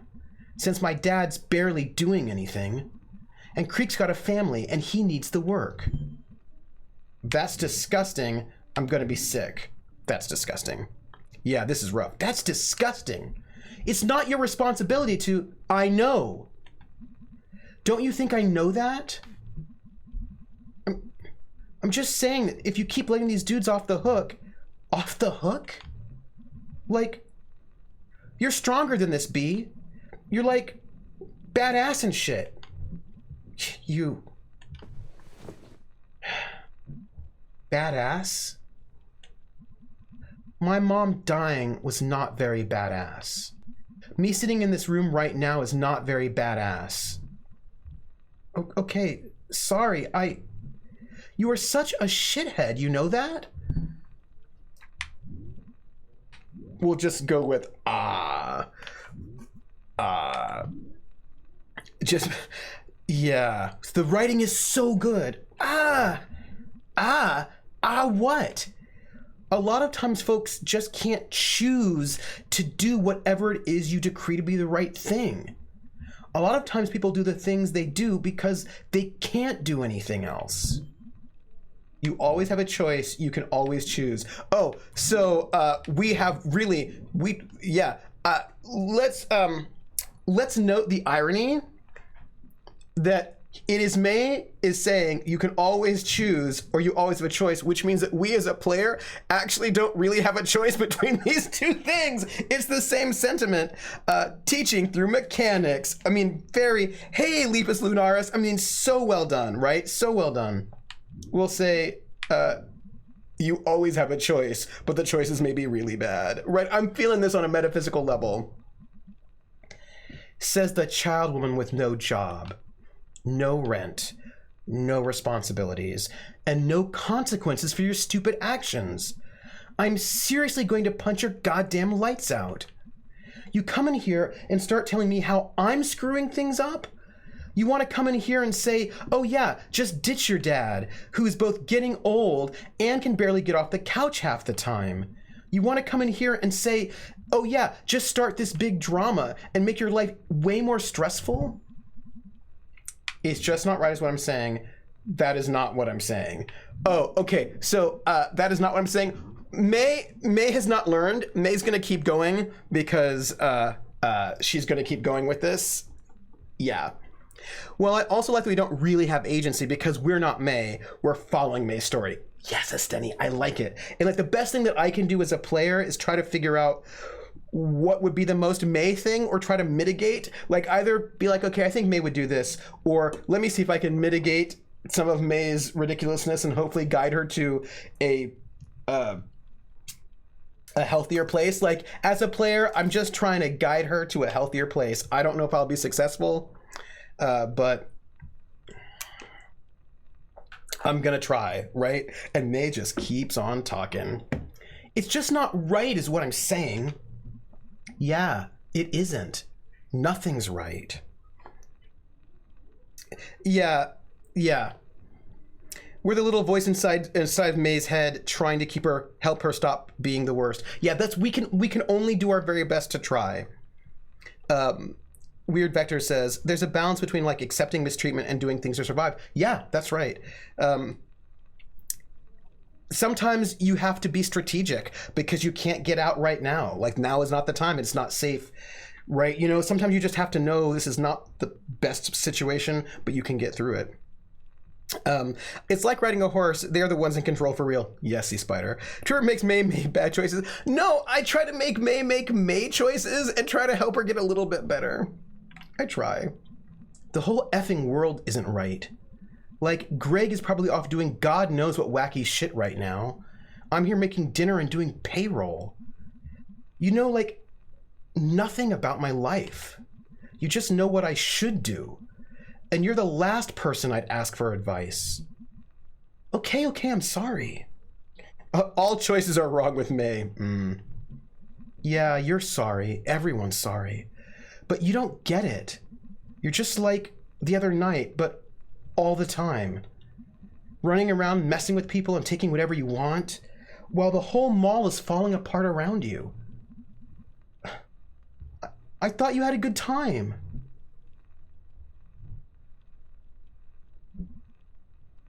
I should go. You should go. Ooh, that was rough, my friend. Hey, guess what? I can't jump. Let's talk to Dad because May makes poor choices. Chicken dinner, like Mom. He was sleeping. Ooh. Hey, let's note some things, right? They just moved into this place, right? This is a new apartment for them. But look at this. Let's look at how the walls are kind of janky. Can we talk back to her again? No. So like they moved into a new place, but the new place looks a little run down. Right? Like there's messed stuff on the walls. Yeah. What did we learn, everybody? The whole town is run down. Ham Panther dinner. Dad. Fight? How did I mess that up? I wanted to help. I'm garbage. Football. Yeah, they also probably moved because they had to sell the house. I totally agree. They probably went from a house to renting, right? And that town being run down is certainly part of the themes of this place. And the whole place is going down. Yeah. Yeah, how did you mess that up? Yeah. Let's talk to Dad. Oof. What's up? Long day. Yeah, same here. How's socializing? Surprisingly tiring sometimes. Yeah, that's why I don't do much of it. Pleasant surprise seeing you at work tonight. Yeah, I can't believe I hadn't visited yet. Well, you haven't been back long, and you're not usually lurking at the Ham Panther. Who's to say I'm not? Well, it was nice seeing you anyway. Lurk. Yeah, Dad. Oof. Maybe, I'm just saying, Barentor, you might be May's dad, and that's not a bad thing. Any idea what was up with Mom today? Oh, she's just stressed. That's vague. Well, I hate to be the one to break it to you, but you spend a lot of adulthood being vaguely stressed. Ah, dang. I thought the stress would at least get more specific. Oh no, you'll have that too. Cheer up, kiddo. It's only life. Gee, thanks, Pop. Ham Panther is really a dumb name, just like Food Donkey. This town is crumbling because the stores have dumb names, says our Krellin. Oh, good night, Kulan. Go to sleep. Have a good time. We will see you later. Oh, speaking of which, we have a giveaway that I've got to do. What's the cool detail that Dad's arm is animated to look like should be holding a beer because he used to be an alcoholic. Yeah. Or he's got a pot belly and he's resting on his pot belly. Ham Panther's a great name. I have all of their albums. Was that Ham Pantera? Existential dread. What did May's dad did as a kid? May gets her rascalness from him. Maybe. Nah, May. 80% vague stress, 20% specific stress. Yeah, May's parents, Javai. May's parents seem like good people. Donut Wolf. I rest my hand on my belly. Yeah. We're gonna... So, how about those crawl space boxes? Yeah, okay, I'll move them. TV time? Yeah, for a little bit. I like May's parents too, a lot. Let's watch our dumb show, Garbo and Malloy. And we're back. Great crowd in here tonight. We'd never leave for too long, folks. Say, Garbo. Yeah, Malloy? Crowds like this remind me of our early days. I disagree. None of them are angry and drunk. Most of them, anyway. No, I mean those old nights. Those good nights. Just the heat of the stage light and the thrill of winging it. And the gentle thump of an empty beer bottle thrown at your head. These days things are pretty cushy. You think we're getting soft? You sure are. Around the midsection. That's a whopper. Malloy, it's company policy to never body shame. Oh, I never worry about that, Garbo. Why is that, Malloy? I'm what you call body shameless.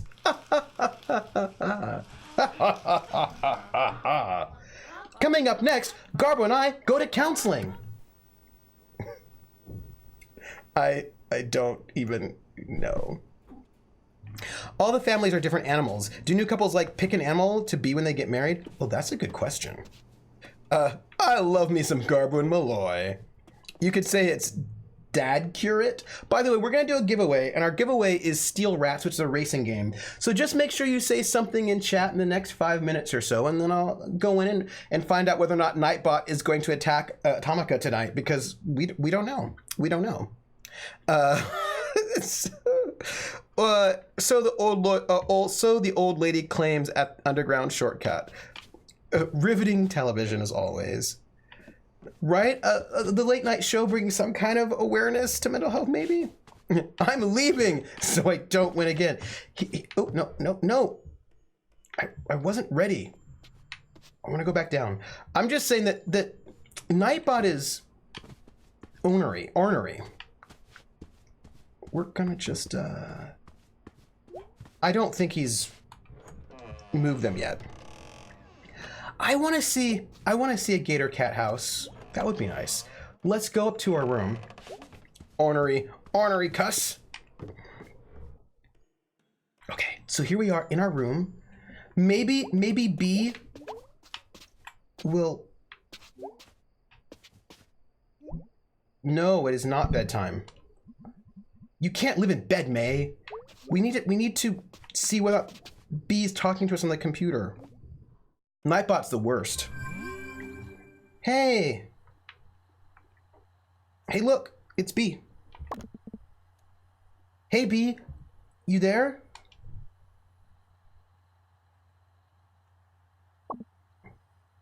Yep.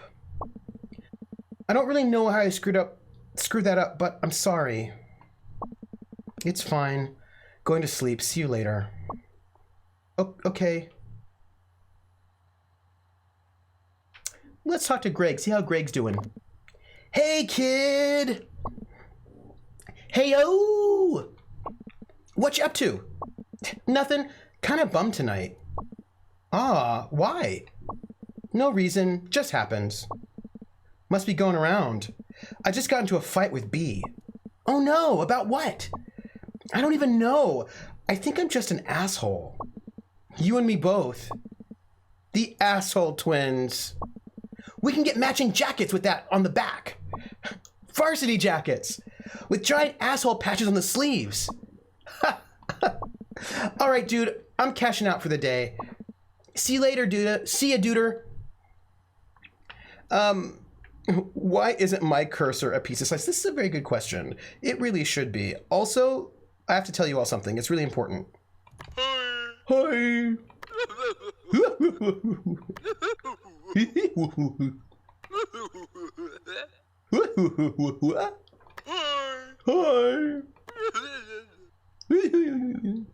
I'm just working on my Sharkle impression. I want a Sharkle. I want a Sharkle. That's all. I want a Sharkle. We're going to bed. But before we go to bed, though, we are going to do our giveaway. I want, you know what I want? I want like a Sharkle button that I can just carry around with me and be like, hi. I can download the pizza cursor from the internet.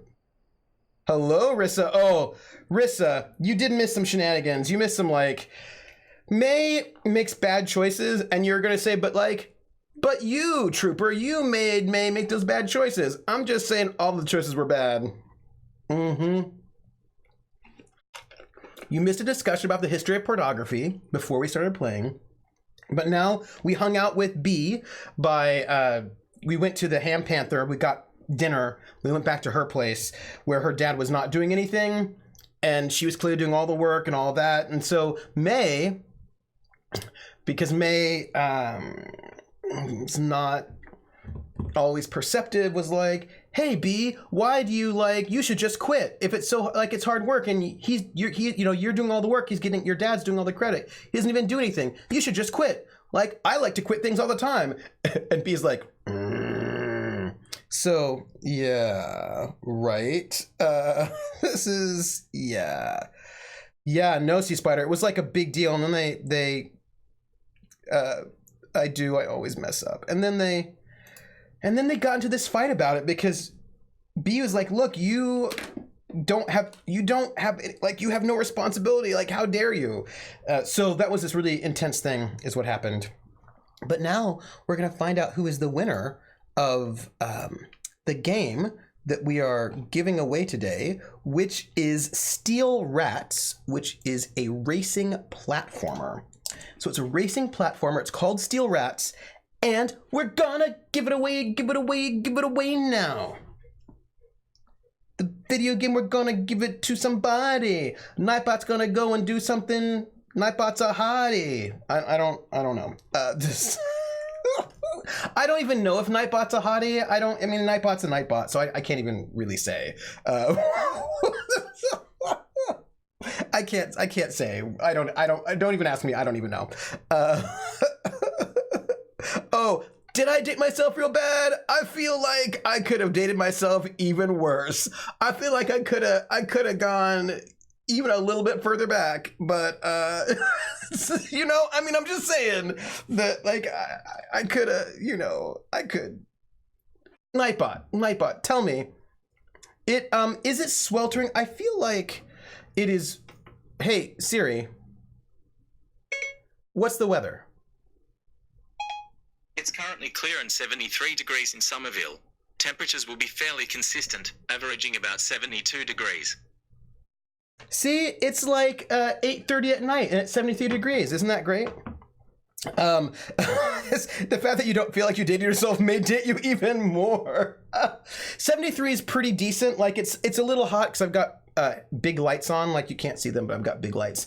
But it's feeling better than it has been for the last couple of days when it was like hitting 100. So, but yeah, that East Coast humidity is not even what I want. It's not even what I want. Like, I disapprove of it. I don't want it. That is, yeah. So, it's muggy, right? Ugh. And then he says, yeah, it's 74 here, but I've turned all my lights off and have my fan on high. Walking in Soup. Hey, Walking in Soup. That's like that song Walking in Memphis. You remember? From back in the day. 'Cause I'm walking in Memphis. I'm walking with my feet 10 feet off of Beale. I'm walking in Memphis. Do I really feel the way I feel? You remember the song, right? But instead of walking in Memphis, it's Walking in Soup. Although I imagine Memphis also gets pretty humid, right? Like, I don't like feeling that way. Hey, Nightbot, who's our winner? I remember that song, but only if it doesn't date me. So Levi, it doesn't date you at all. I mean, all the cool kids who are middle schoolers know that song. Like, I mean, it's totally not, I mean, you know. I mean, and also Black Velvet by Alana Miles, that also doesn't date you. Oh. Nightbot.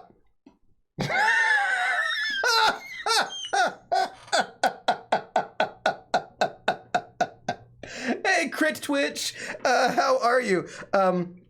Nightbot does have a crush. See, the thing is, I know that Krellin is gonna be like, no, I refuse. I know this about Krellin because Krellin already said. But, I'm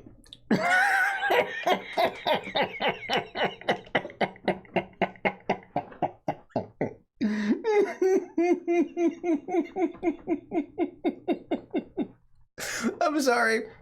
Krellin just said, what? I didn't even say anything for 5 minutes. I avoided remarking on male Siri so I wouldn't qualify. Oh yeah, that's right. My Siri is like is an Australian dude.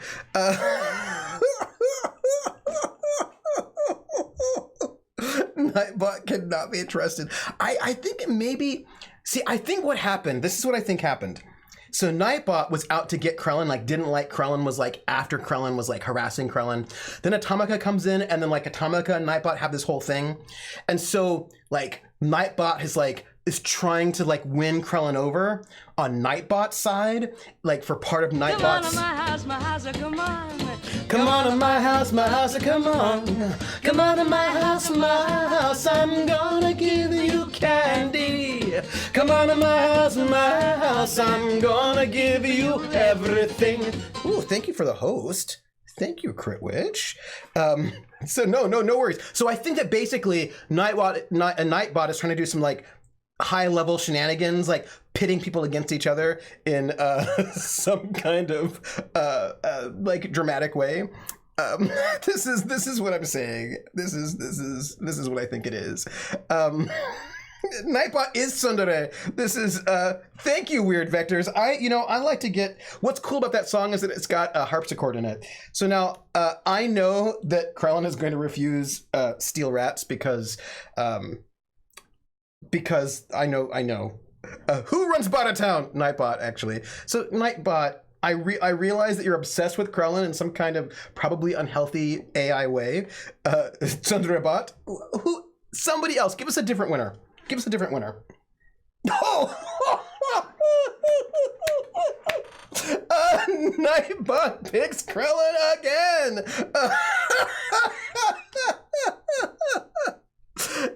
I'm just gonna say that there are a bunch of people here in chat. They're not all Krellin. No, Krellin, don't go, don't leave. We're just gonna. Nightbot, stop it. Stop picking on Krellin. Maybe Nightbot's just doing this to mess with you. I'm just like, come on, this is super unhealthy. I'm sure it's random. It really is. Nightbot, do it. Weird Vectors! Okay, Weird Vectors, I want to say that Nightbot finally listened to us and stopped harassing Krellin. You are our winner for today. I'm going to just whisper you right now the code for let me whisper you. I'm gonna whisper you the code for Steel Rats, which is a racing platformer.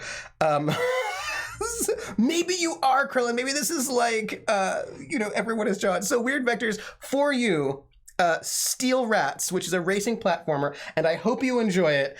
And I'm glad it is going to a good home, and I'm glad we can maybe stop Nightbot from from harassing Krellin. I swear, Nightbot is all about Krellin and Atomica right now, like in some kind of dramatic way, and I want there to be a movie about it, because that would be kind of epic. I don't know who's gonna do it, but runs are mathematically likely can help prove randomness. Oh, that is fair. Rissa, by the way, it's I like both Steel Rats or Streel Rats. It's a weird three-way relationship. I'm like, what's going on, Atomica? What's going on, Krellin? Why is Nightbot obsessed with you all? But Rissa gave us bits, and so we're in the money as thanks, as sung by Ginger Rogers in the film Gold Diggers of 1933 in Pig Latin. Earway and hey, the anime. Earway and hey, the anime. Eway I get. Ooh, wait, pause. The name game. Who is it? Come on, everybody. I said, now let's play a game. I bet you I can make a rhyme out of anybody's name. The first letter of the name, I treat it like it wasn't there. And then a B or an F or an M will appear. And then I say bow at a B, then I say the name, then banana, fan, or info. And then I say the name again with an F, very plain, then a fee, fi, and a mo. And then I say the name again with an M this time, and there isn't any name that I can't rhyme. Weird Vectors, Weird Vectors, Weird Vectors, Bo Beard Vectors, Banana Fanafo, Weird Vectors, Fee Fa Mo Weird Vectors, Weird Vectors.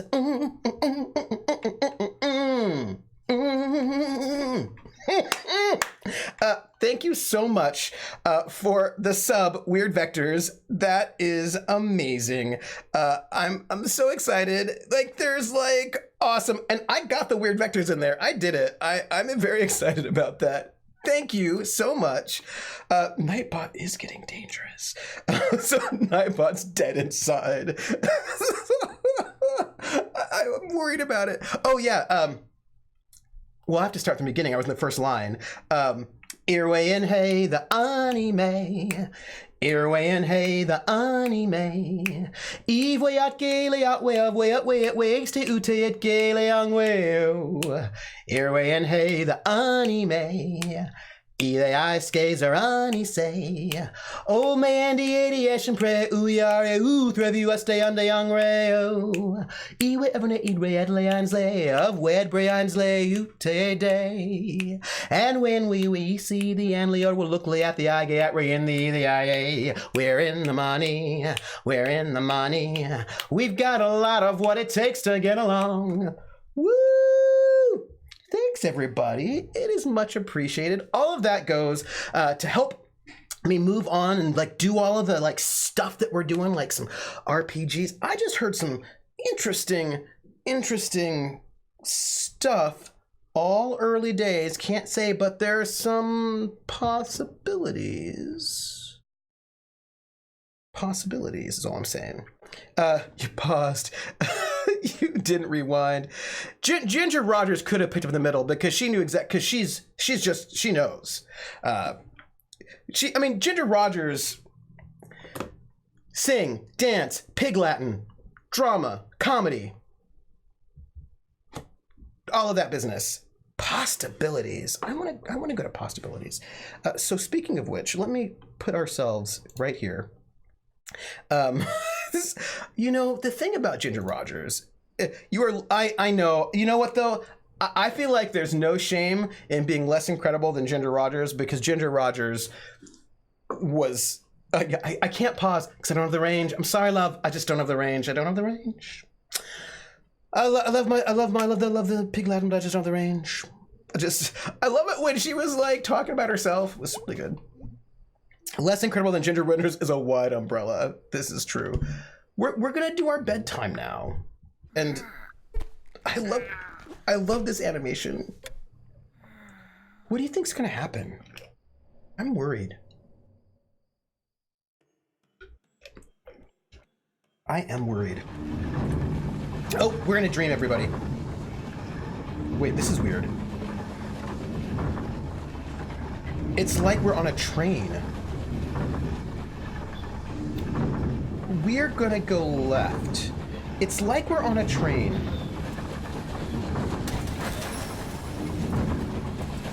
Do you...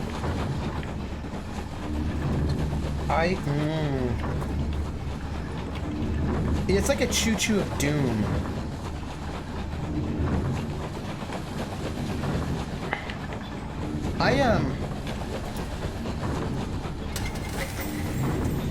Okay.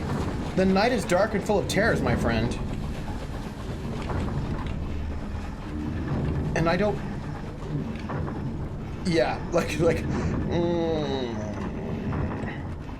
We're gonna go all the way to the left?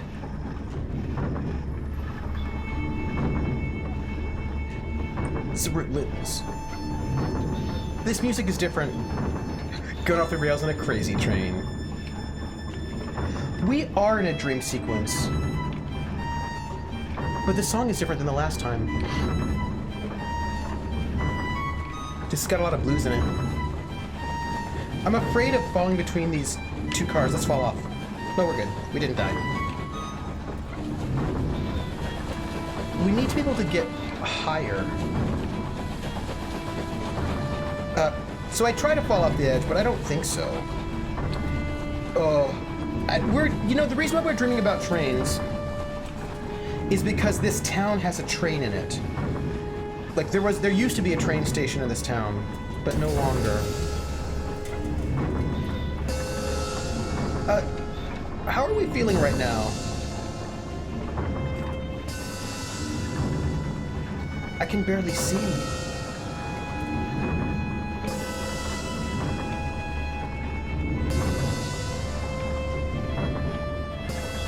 I can barely see people.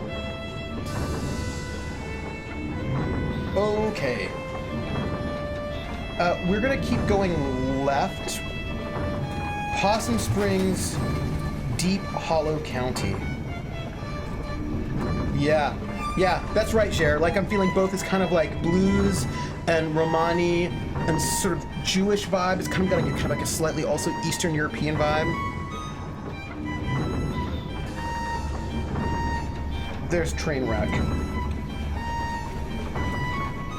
Oh!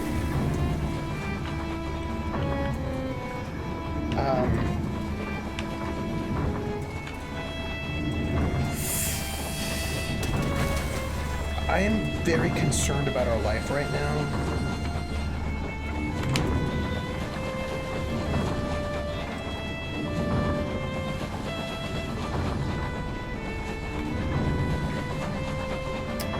Let's see what we can do.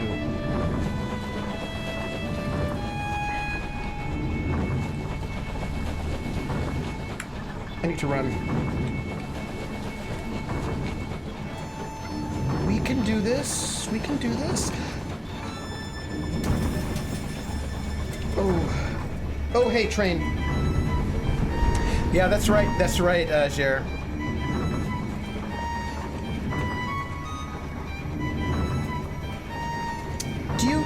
Do any of you all feel like there's like a deep sense of foreboding? Because I'm feeling a deep sense of foreboding.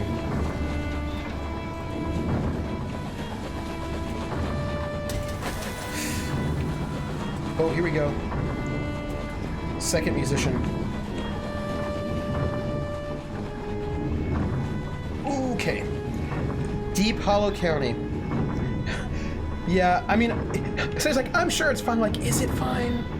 It feels not fine to me. We're gonna try to jump off this edge. Nope, won't let us. Krellin says, of course I feel foreboding, because I know about the secret Cthulhu ending. I really like this music, and I'm sure it must have been really fun to compose. Yeah, I think we should find the engine too. I think it would have been really fun to compose, mainly because the composer is trying to make two different, a couple of different.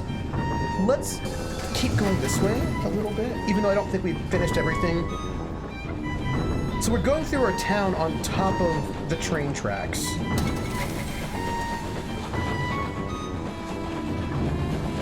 All right, so, and this is like the factories that are all shut down. Oh, violin and cello. Her legs are made out of springs. her dream legs are totally like she's.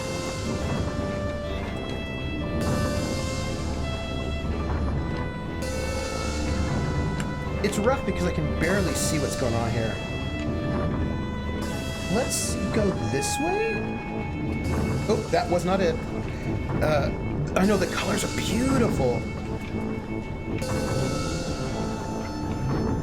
I think what's interesting is it's so dark.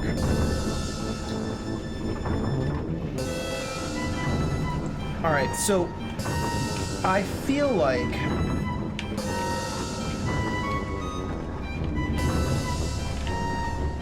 so there is something over there, something over here. This drops off. Let's keep going this way. And let's go this other direction. Look at that. There's an eclipse. It's... Wait, what was this Stenny doing?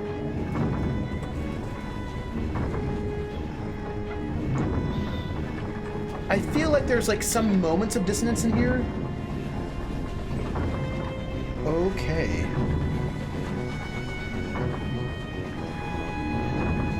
What do we have? Ooh. This is rough because everything is so dark.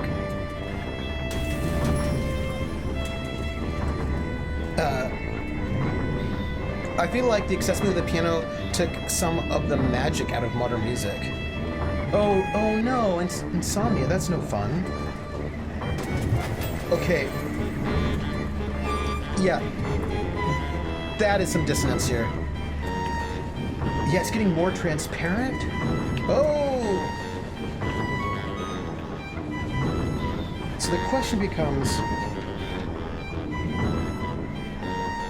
Oh wait, there's a person here. Do you see this? There's like a person there.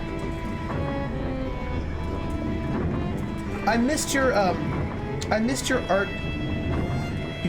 stream. Oh, enjoy Arkham Horror. Where are you at right now?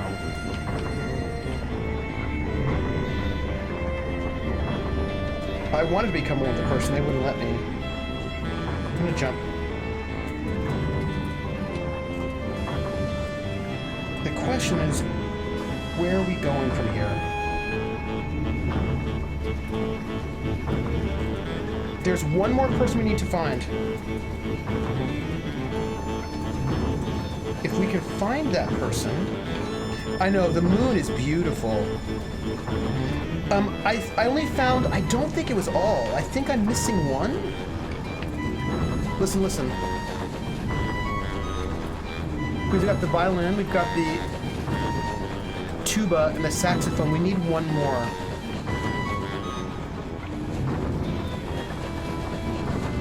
We need one more. Yeah, we need the accordion. Where is the accordion player? I don't know. But we need one more. And they're not up here, but maybe we can get there from here, perhaps? Oh, hey, train. Let's try jumping, maybe? Yeah, I'm gonna need the accordion.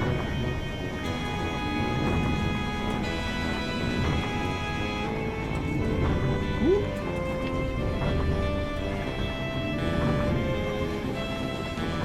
No, I think, where is the... We're missing one more person. And I don't know where that person is. But I feel like we're just missing something obvious, and if we can just get it, we'll find it.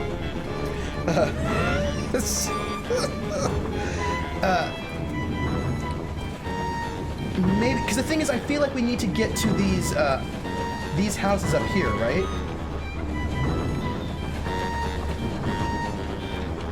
So let's see. Yeah, let's try.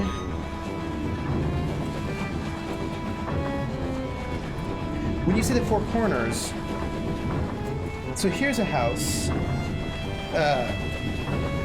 Maybe fall off the high spots. Yeah.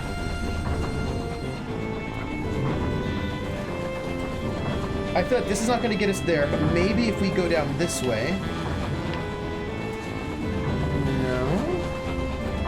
So we've been all over that direction to the left. I don't think there's anything else to the left we need to think about.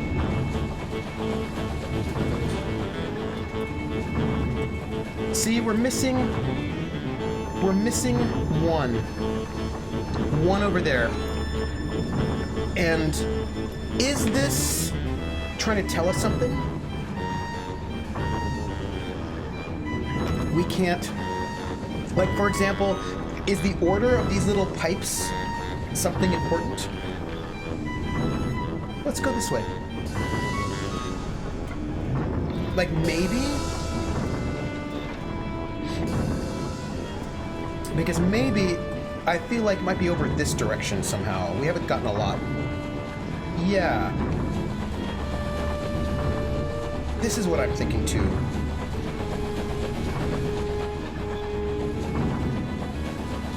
Also, I feel like it's somehow... And then we got that last one.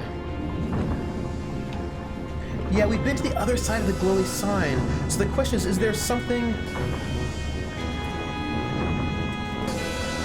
And this is where we were jumping before. Is there...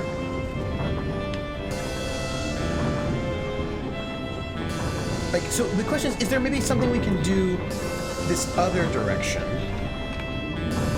I'm sure I'm wrong, but I feel there is a symbology of importance to the things that you are colored. So you are bright and unique for this. Yeah, no, I don't think you're wrong at all, actually. I feel like there should be more things to do on the right side.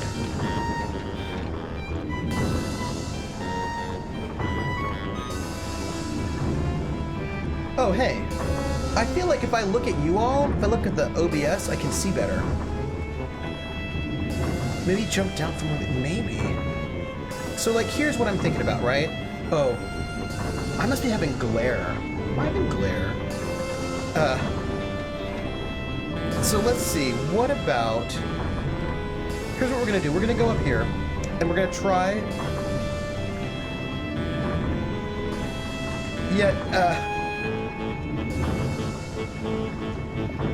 Yeah, but you know what? It's way easier to see on OBS than it is here. So like, here's the thing. Yeah, I'm gonna keep going right. We're gonna do a big jump though. That's what we're gonna do. We're gonna do like a big mega jump. 1, 2, 3. Ooh. Hey, that was interesting. That was interesting. We're gonna try... Yeah, we're gonna try to see if we can get a slightly better... Oh, maybe we can launch ourselves off this direction. I don't think that'll make a difference. So I think that maybe 1, 2, 3... Yeah. So that is interesting to me. Do you think we can go somewhere interesting from there? Or no? We're gonna try one more time. 1, 2, 3. Oh, that's it up there. Do you see it? That's it. I stole Monkey's kibble bowl so he doesn't ruin his appetite. Yeah, no, I think that's it.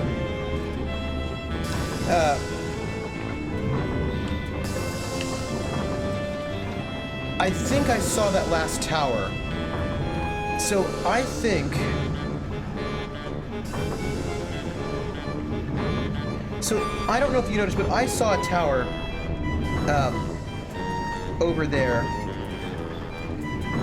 And the question is, can we get down to it?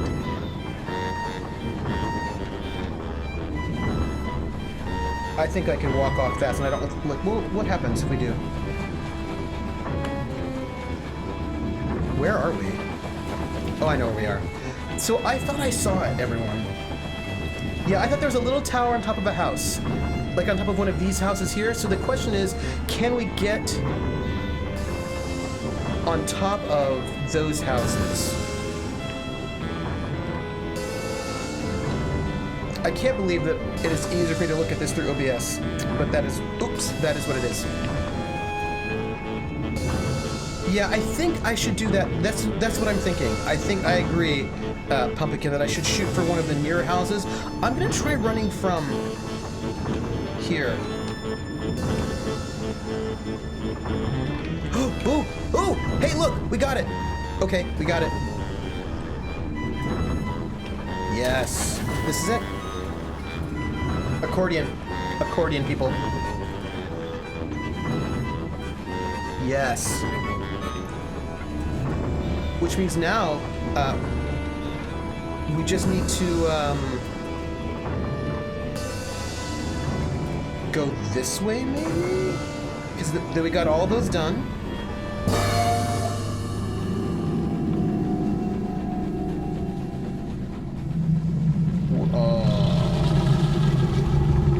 Oh, hey!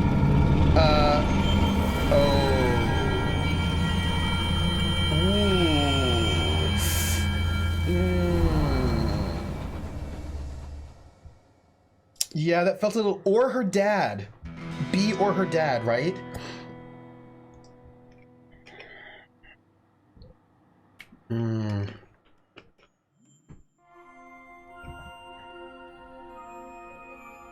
I think we have a little time to just get up out of bed. It was pretty. But... Oh, hey, it's the computer. Let's talk to our friends. Happy Halloween, dude! Get spooked or something! Away message. Annual Harfest play tonight at the Old Pickaxe. Come out and see the haunted history of Possum Springs. Away message. Born to lose, country trash proud, drummer, skate and destroy, skate to create, bound for glory. I know, dude is not gender neutral. Hi. Are you feeling a sense of dread? Because I am feeling a sense of dread, everyone.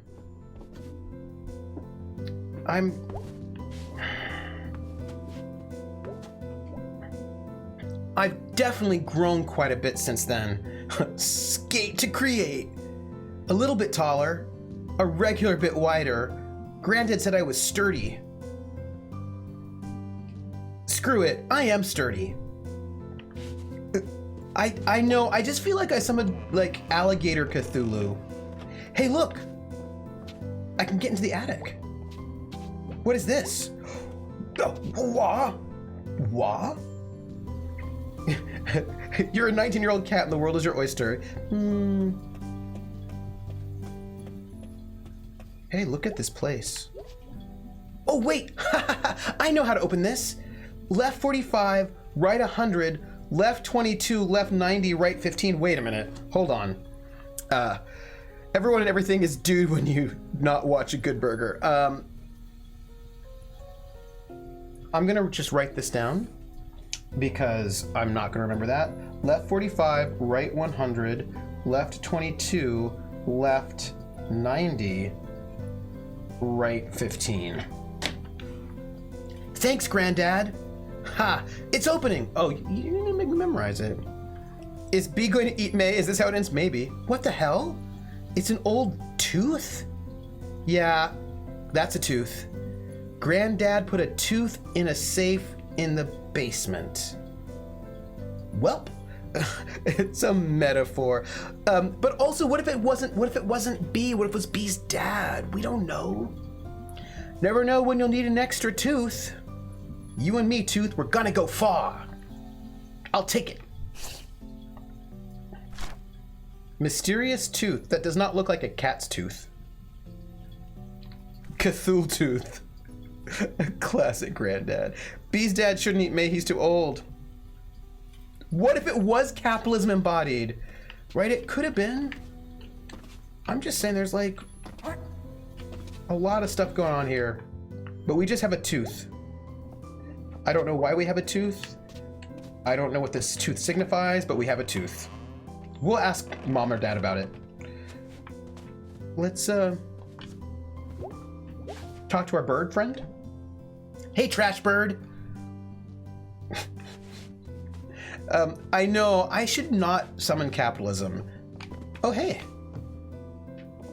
You know, May just likes to climb on things and have fun. Oh, I should think about eating. Let me tell you, that is very true.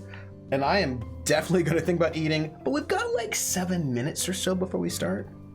It was a tooth, a whole tooth, and nothing but a tooth. And also, you can't handle the tooth? Hey, Mom.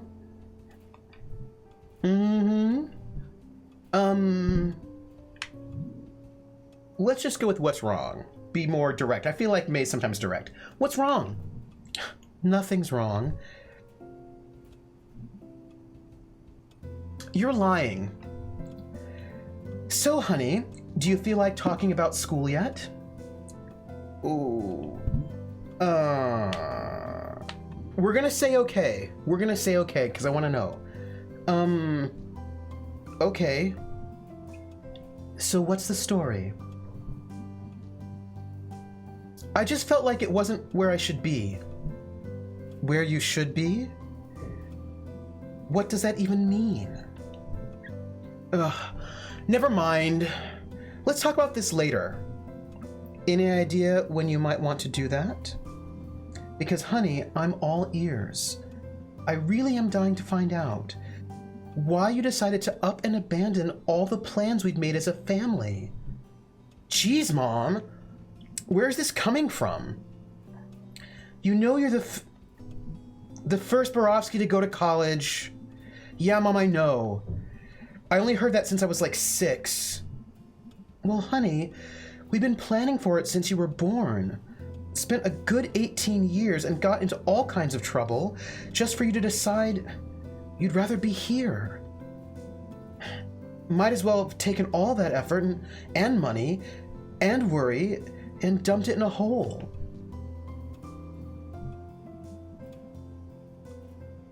Are you like having one of your mood swings again?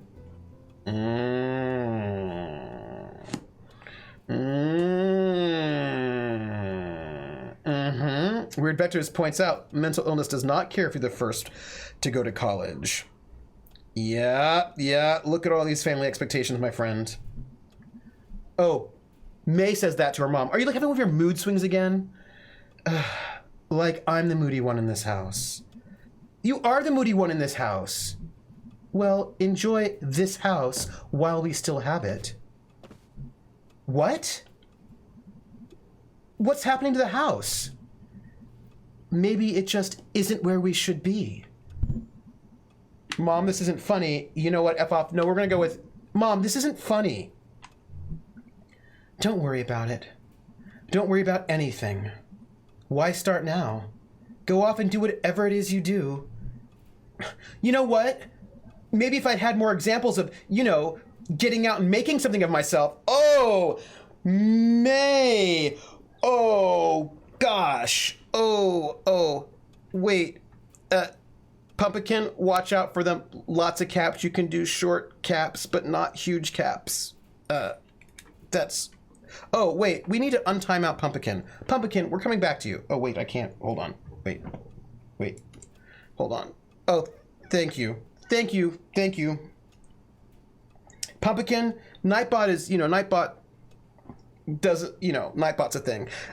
Look, honey, we invested in you before you were born, but you threw it all away. Oh.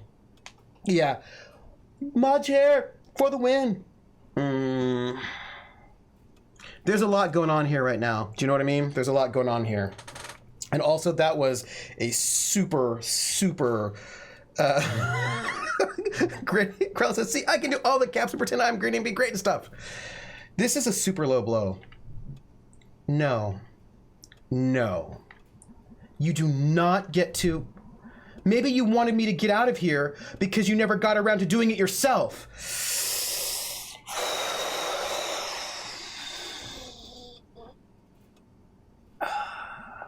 Maybe I'm just the most recent failure in the line of failures that is our family. Oh, yeah, May needs to stop. I'm leaving now.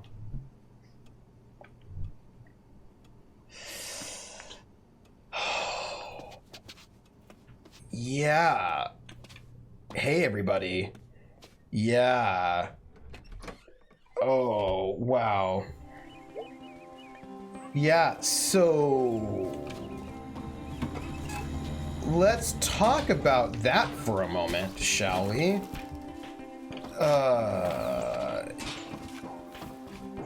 So May is going to jump on all the things because May's in a mood. Because parents telling you what you're supposed to do with your life and then being disappointed you didn't do it is how you fuck up your children. Oh, yeah. That's also true, but then she's also... Like, the whole conversation was low blows. Do you know what I mean? Like, the entire conversation was a bunch of low blows the entire time, is what that was. And it was, rough. Oh. That was all the definition of low blow conversations all the time. Yeah. Like, hey, welcome to Escalation. Page 7, how are you doing? I hope you enjoyed all that escalation. My mom has busted out, at least I have friends. It is not great. Ugh. I need to go to feed Monkey before he eats me, and Trooper, you should also go eat. That's true. Krellin, I am going to go eat real soon. Yeah, that was just bad. Right, that was that was just a lot of low blows, right? That was like, hey, these are not things you should do. Like, don't do these things. Don't do them. And right now I feel like May's jumping on these things because May's... Do it now! We're just gonna like move to the main town. We're gonna just talk to like 2 people and then I'm gonna have some General Gao's chicken. I know, we're gonna talk to Selmers. Hey Selmers. Whoa, decorations! Girl, you can't mess around on Halloween. Jeez. You wanna hear a new poem? We're gonna say yes. Sure. I do really appreciate the special effects of the sound effects of the jumping on the wires. Oh, they're so good. You don't eat, your mother's worried. Mangiare, mangia. What do? You gotta eat. You gotta eat, as my dad would always say to me. Something I've realized is that a lot of people have kids but aren't prepared for when the kids start to live their own lives. Right. Yes. Also, they don't... Yeah. Like, not everyone... Like, parental skills are skills, and not everyone has them. You can learn them, but not everybody has them. Bats and moon against the gloom. The night is black. I made a snack. Cool. I microwaved pizza I'd saved, though pizza cold is breakfast gold. That's so true. It really happened. Big Halloween fan here. Yeah, me too, obviously. You going to Harfest? Nah, staying here for trick-or-treaters. You're a saint. Harfest is dumb. Really? I love it. I mean, are you 8 years old? No, I'm not. Yeah, so I'm still not living on my own life. Most parents aren't prepared. Wait, your kids are supposed to be your dolls that you get to dress up and live through vicariously. I had somebody tell me that, Krellin. I had somebody who told me that, and I was like, Selma forever! This is Weird Vectors. It's a poetry slam. And some parents exhibit no interest in developing those skills. So, I mean, there's also some kind of stigma, almost I feel, about not knowing everything about being a parent, and a lot of weird expectations on what a family actually means. Yeah, that's true. And I think that's the problem, is that we tell people that being a parent is natural and that you just naturally know it, but that's not actually true. And so there's a stigma about admitting that you don't know things, and that's a problem. And Krellin, you are right. I'm going to talk to this guy who likes to threaten me all the time, and then I'm going to go eat. Don't touch my pumpkin! That's it. Everything looks really nice. It's very beautiful. You know, I mean... Blood is thicker than water actually means chosen family is better than birth family. Huh. I mean, I just do not think that you should be around people who are not healthy for you. And this is where we're gonna call it. This is it. Because it's the blood of the covenant is thicker than the water of the womb. Chat. I'm going to... That wasn't it. Can I save? I just want to save. I just want to save. Save. I just don't think that people should be... Save? No. Save? Save. Maybe I can't save.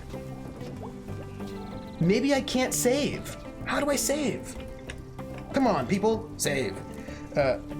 Escape? No. No. My mom always told me, you can be anything you want, so why aren't you trying? Pretty sure that's how you get bipolar. Here, we're back in the game because I can't figure out how to save. I think I have to be in my house to save. But I was able to save when I was hanging out with B the other time, so that's weird. But we're going back to my room. Yeah, I think that there's a lot of ways to screw people up. We're gonna go back in the house. Because I feel like if I go back in the house, maybe I can save back in my room. I mean, maybe I'm wrong, but I feel like this is how you save. Maybe not. All right, save. Save. I don't even know how to save anymore. I don't think I'm ever going to be able to end the game. I was able to save before. Why? Why can't I save? What is happening in my life? What? But why? Why? Gang, I don't know how to save. That's fine. Here's what's happening. I gotta eat food, everyone. Yeah, no, if you go to your journal and you press down, it just exits your... Oh, wait. Yes.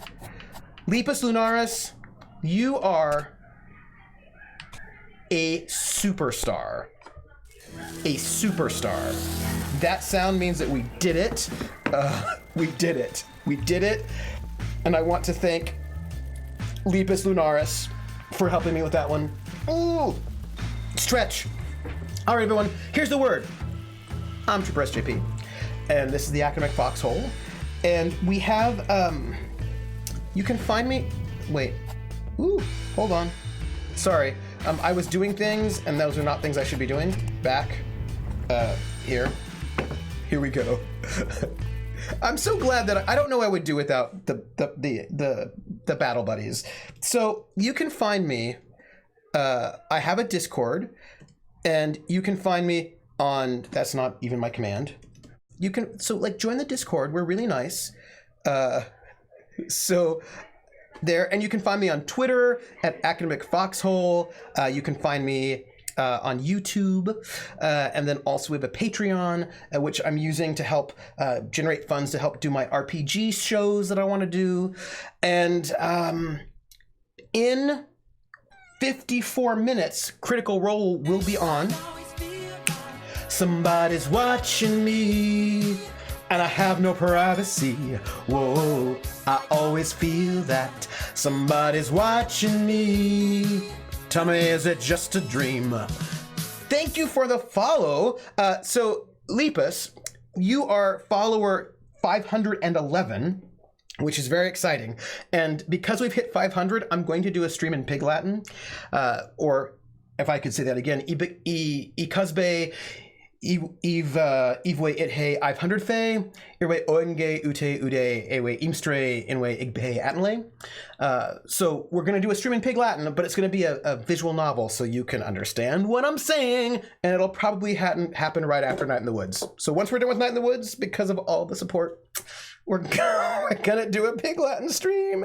I also love that alert. Like, I kind of just love alerts that are a little bit creepy, but like just low-key creepy, like somebody's watching me, or like, come on to my house, because like, come on to my house, like, come on, I'm gonna give you candy. It's just a little bit creepy, and I like that. It's just a thing that I like. I don't know. So follow me on the things, but in 50 minutes, I'm going to be back here, and I'm going to be hosting Critical Role. So if you want to watch Critical Role and be in a chat room that does not have 50,000 people in it, but has lovely battle buddies, hang out with us here, and this will be really nice. And what else? Oh, you can catch me tomorrow at 2 p.m. on the Greyhawk channel, where we will be doing the Ghosts of Saltmarsh, as far as I know, and I will be playing Adric, the emo dwarven cleric. And then Saturday at noon, you can catch me doing Horizon Zero Dawn. We have finished the main game, and so now we're going to do the DLC, the Frozen Wilds, over on my channel at noon. And then there will be no streams next week. The whole week is done because of Gen Con. Oh no, that's not true. I lied to you. That's not true. We have the very last episode of the Purloin Code on Little Red Dot's channel, little_red_dot. So that is next Tuesday at 8 p.m. Eastern Time is the very last episode of the Purloin Code. That's Tuesday. And then the rest of the week, no streams. If I can stream from my phone, I will, but I doubt it because the cell phone service at Gen Con is always really, really overburdened. So, you know.